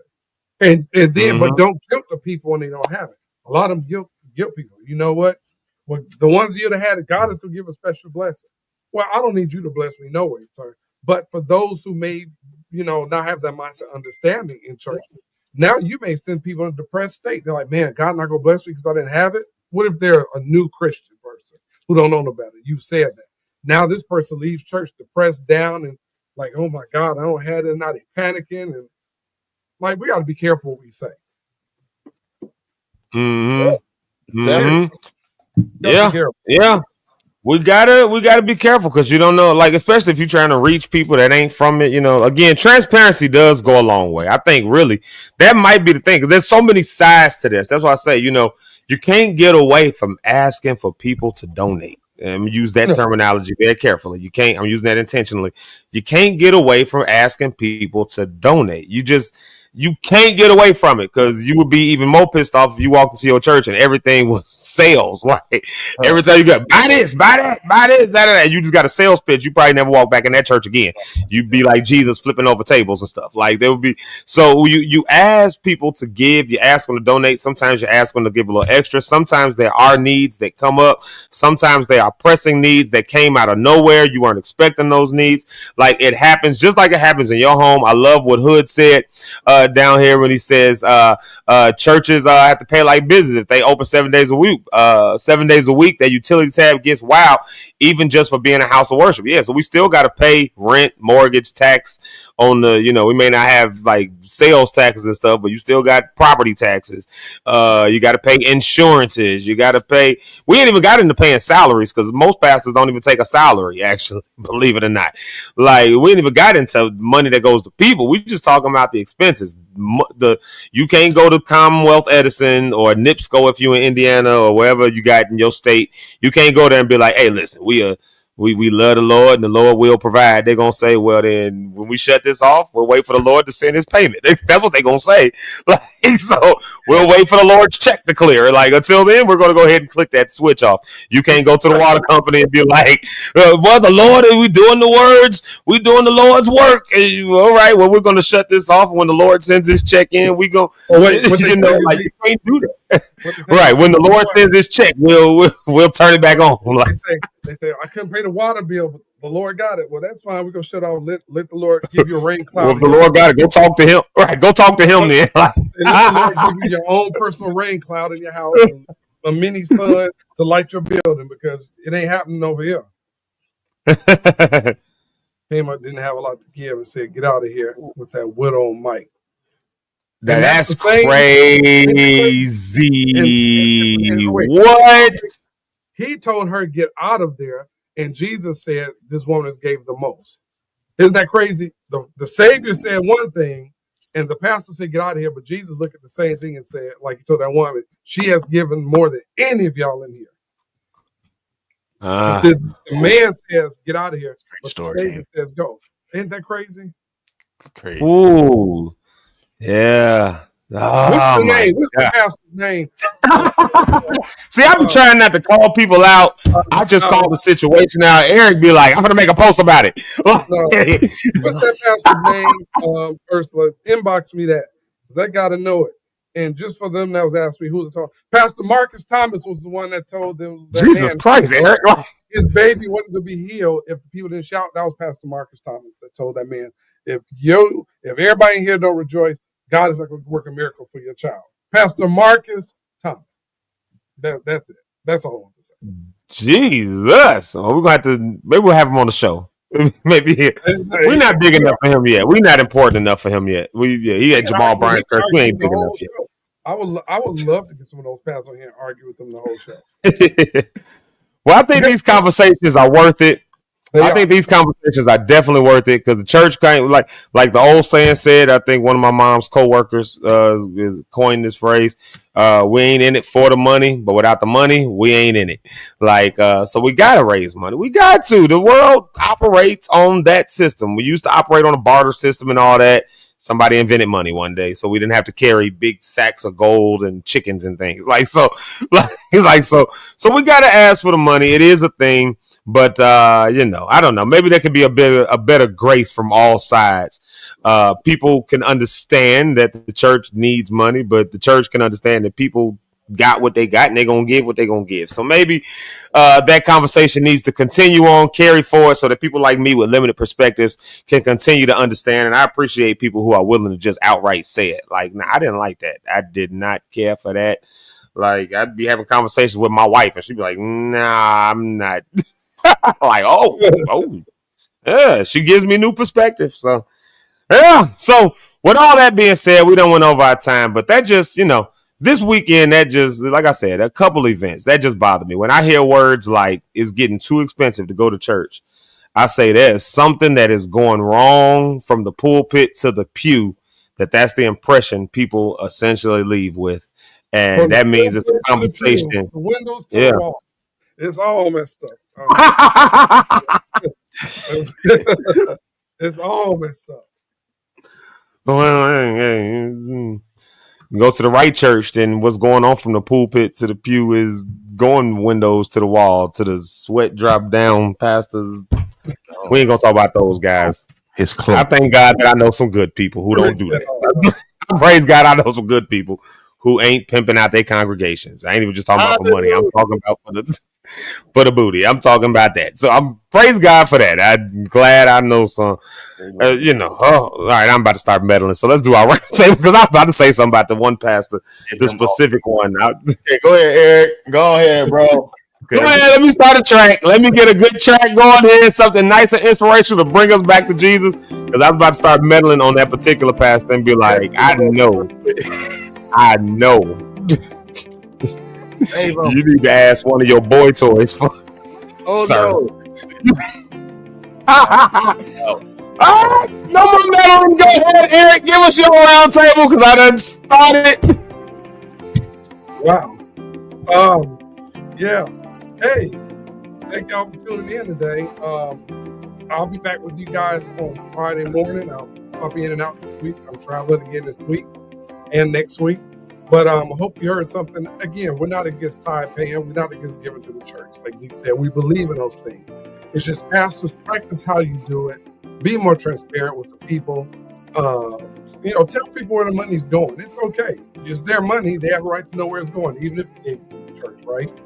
We don't want to discourage anybody from going to church. God, is real. He's good. Every church not bad. Every pastor not good. All right. But Pastor Marcus Thomas, again, is the pastor. Go look that up on YouTube. I thought I'd bring it back up. I'm going to share the clip on my page. And I'll share it, with the Lock Stars. You want it, just invite me. I'll send it to you. But on that note, Jesus loves you. God loves you. We love you. We appreciate you guys. And we will see you tomorrow morning at the same time. Oh, no, I won't be here, but I'll be here tomorrow. I'm having it over to that pillar of ministry. Okay, where he gone? So, I'm back. Not here. Reach home. Hey, what's up, good people? Listen, I wanted to make sure I shared this because I said something about this research, and I want to make sure I was correct with what I was saying. As you know, I'm on this journey of becoming a pastor, so I'm learning about community and what it means and what people actually are looking for from their local church. And here's what a study was. This study was found, and I'm gonna be quick. See, my bad. This study. No, you good, bro? Go ahead. Yeah. Because I want to study. Yeah. So the Mental Health of America (MHA), they partnered with Jumpstart Coalition for Personal Financial Literacy, and they also partner with American Association for Marriage, Family, and Therapy. They did about 1,000 people who polled, and they read this out, and they wanted to know, and the question that I asked and wanted to find out was where the top areas where churches can provide support and resources in 2025 and beyond. And the number one was mental health and wellness programs, which goes to health, right? That's something we always talk about here, which I really enjoy. Mental health, and has several things you can say. I'm not going to go through all of that. The second thing is said, financial literacy and stewardship. So this is just, the world looking in. How can we help the community? How the church can help with the resources? What can we do, right? It's talking about health, talks about financial literacy and stewardship. The third thing the study focused on was building stronger community bonds. I look at that as relationship, right? So those are the three things that I saw in the study. And so when it comes to even going to church, if it's looking for some answers in finances, I guess we got to figure out a way to better approach for people can receive. Not sure. But I hope you're praying for your pastor. I hope you're praying for spiritual leaders. Even if you don't have a pastor, you can pray for me if you know God. We need prayer because somebody needs help in these areas. Even if it's not you, it's your neighbor.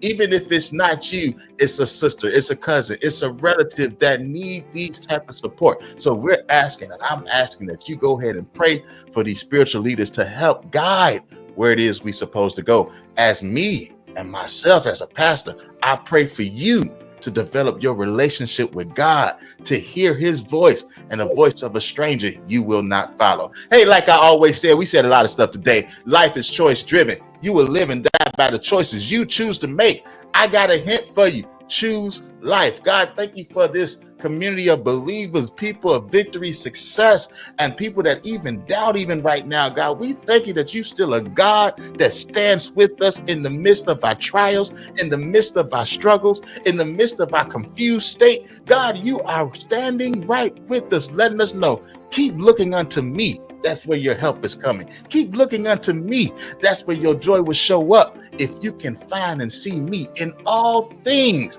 your life will be better in Jesus' name. God, I thank you for this time of coming together and pray nothing but blessings, peace, and joy till we meet again. Peace. Hey, now. Oh, yeah. Thank you for that wonderful prayer. And I got to tell y'all, this is a dialogue that it's never easy. We talk about money, especially when it deals with church stuff. That ain't never an easy conversation. I don't care what y'all say. Most pastors, they actually do be a little nervous when they get up there and have to ask people for money. Listen, the times I got to do offering, I'll be like, how you ask people for it's a tough conversation, especially when you know you need it. So the church depends on it, and you got to. And I know, especially if you're from a poor neighborhood and people just ain't got it. You know they ain't got it. Because you done talked to 12 of them. You got 20 people at the congregation. You talked to 12 of them, and all of them said they need it. And now you got to stand up here and say, I need y'all to give it. And it's tough. It's a tough conversation. But I think that when it's a conversation, it goes along. The key word there is conversation. Not just somebody standing there saying, this is what it is. You better do it. That's coercion. But conversation creates doors for seeing it as an opportunity, or at least just get you a chance to just give. And you'd be surprised. People ain't dumb. People give to stuff. People give to things. They're adults. They know how to do it, pastors. You got adults in your congregation. I know we like to look at people. We got this language on. They just sheep. Get understand what the context of that example is, and then use that and stop treating your people like they're retarded. Because they're not. They're people. They're humans. They're adults who make some of them doing better in life than you doing financially and all that stuff. So they can teach you a few things about what to do with stuff. So if you take that into consideration. Stop the podcast, Zeke. You can't say that the members are doing better than the pastor, Zeke. Come on, you can't do that. Yes, I can.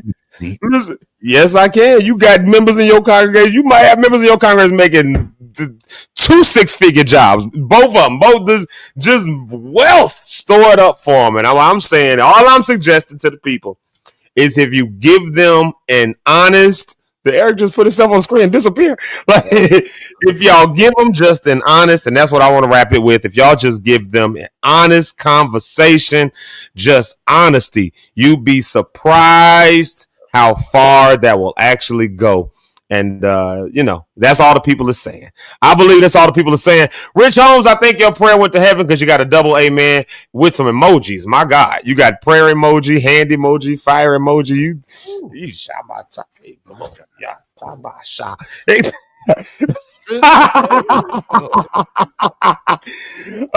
Shout out to my cousin JC. I actually owe him a call back. We was on the phone the other day and I got pulled away.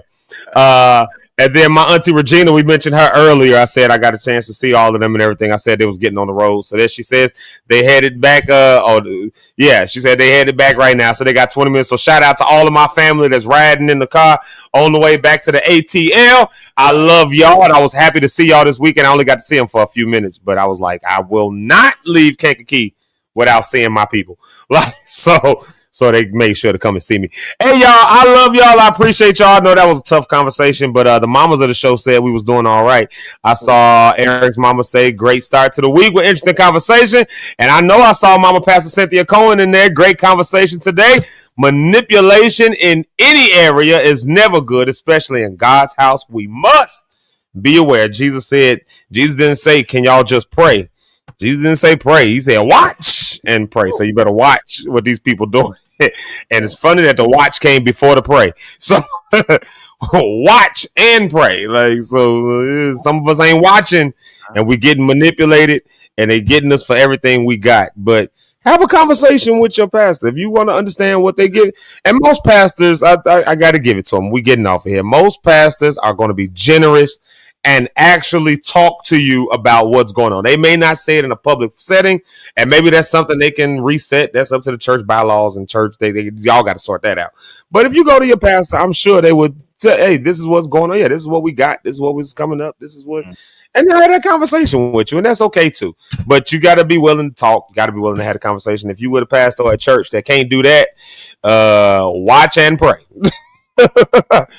Just watch, because you never know. Till tomorrow, y'all. We'll see y'all on mañana. I love y'all. Thank y'all for bearing with us on this crazy conversation we done had today. Tomorrow, maybe we'll keep it light tomorrow. I don't know. We'll laugh at people or something. I don't know. I got to go watch it. Man, this was good. Seemed like it was good. I can't wait. Yeah, the people had stuff to say. I was just bringing both sides to the equation. That's all I really wanted to do today. Just bring multiple sides to the equation. If it is one thing, we get the perspective of what the pastors be talking about, which is a very elevated and privileged perspective to have. But in the pews, they don't have that perspective. So now when you step back in the pews, and when you step back in the people that's coming to the pews, the church is talking. Like just because we don't talk about it from the pulpit, don't mean the church ain't talking. It just means that the person with the mic ain't talking about what the church is talking about. So why not address it? If you can't address it nowhere else, we'll address it over here at Zeke Live in the morning. And if you put the right names out there, Erica say their names. I'll be trying to be nice. But anyways, y'all, we'll see y'all mañana. We love y'all. We appreciate y'all. Y'all have a good day.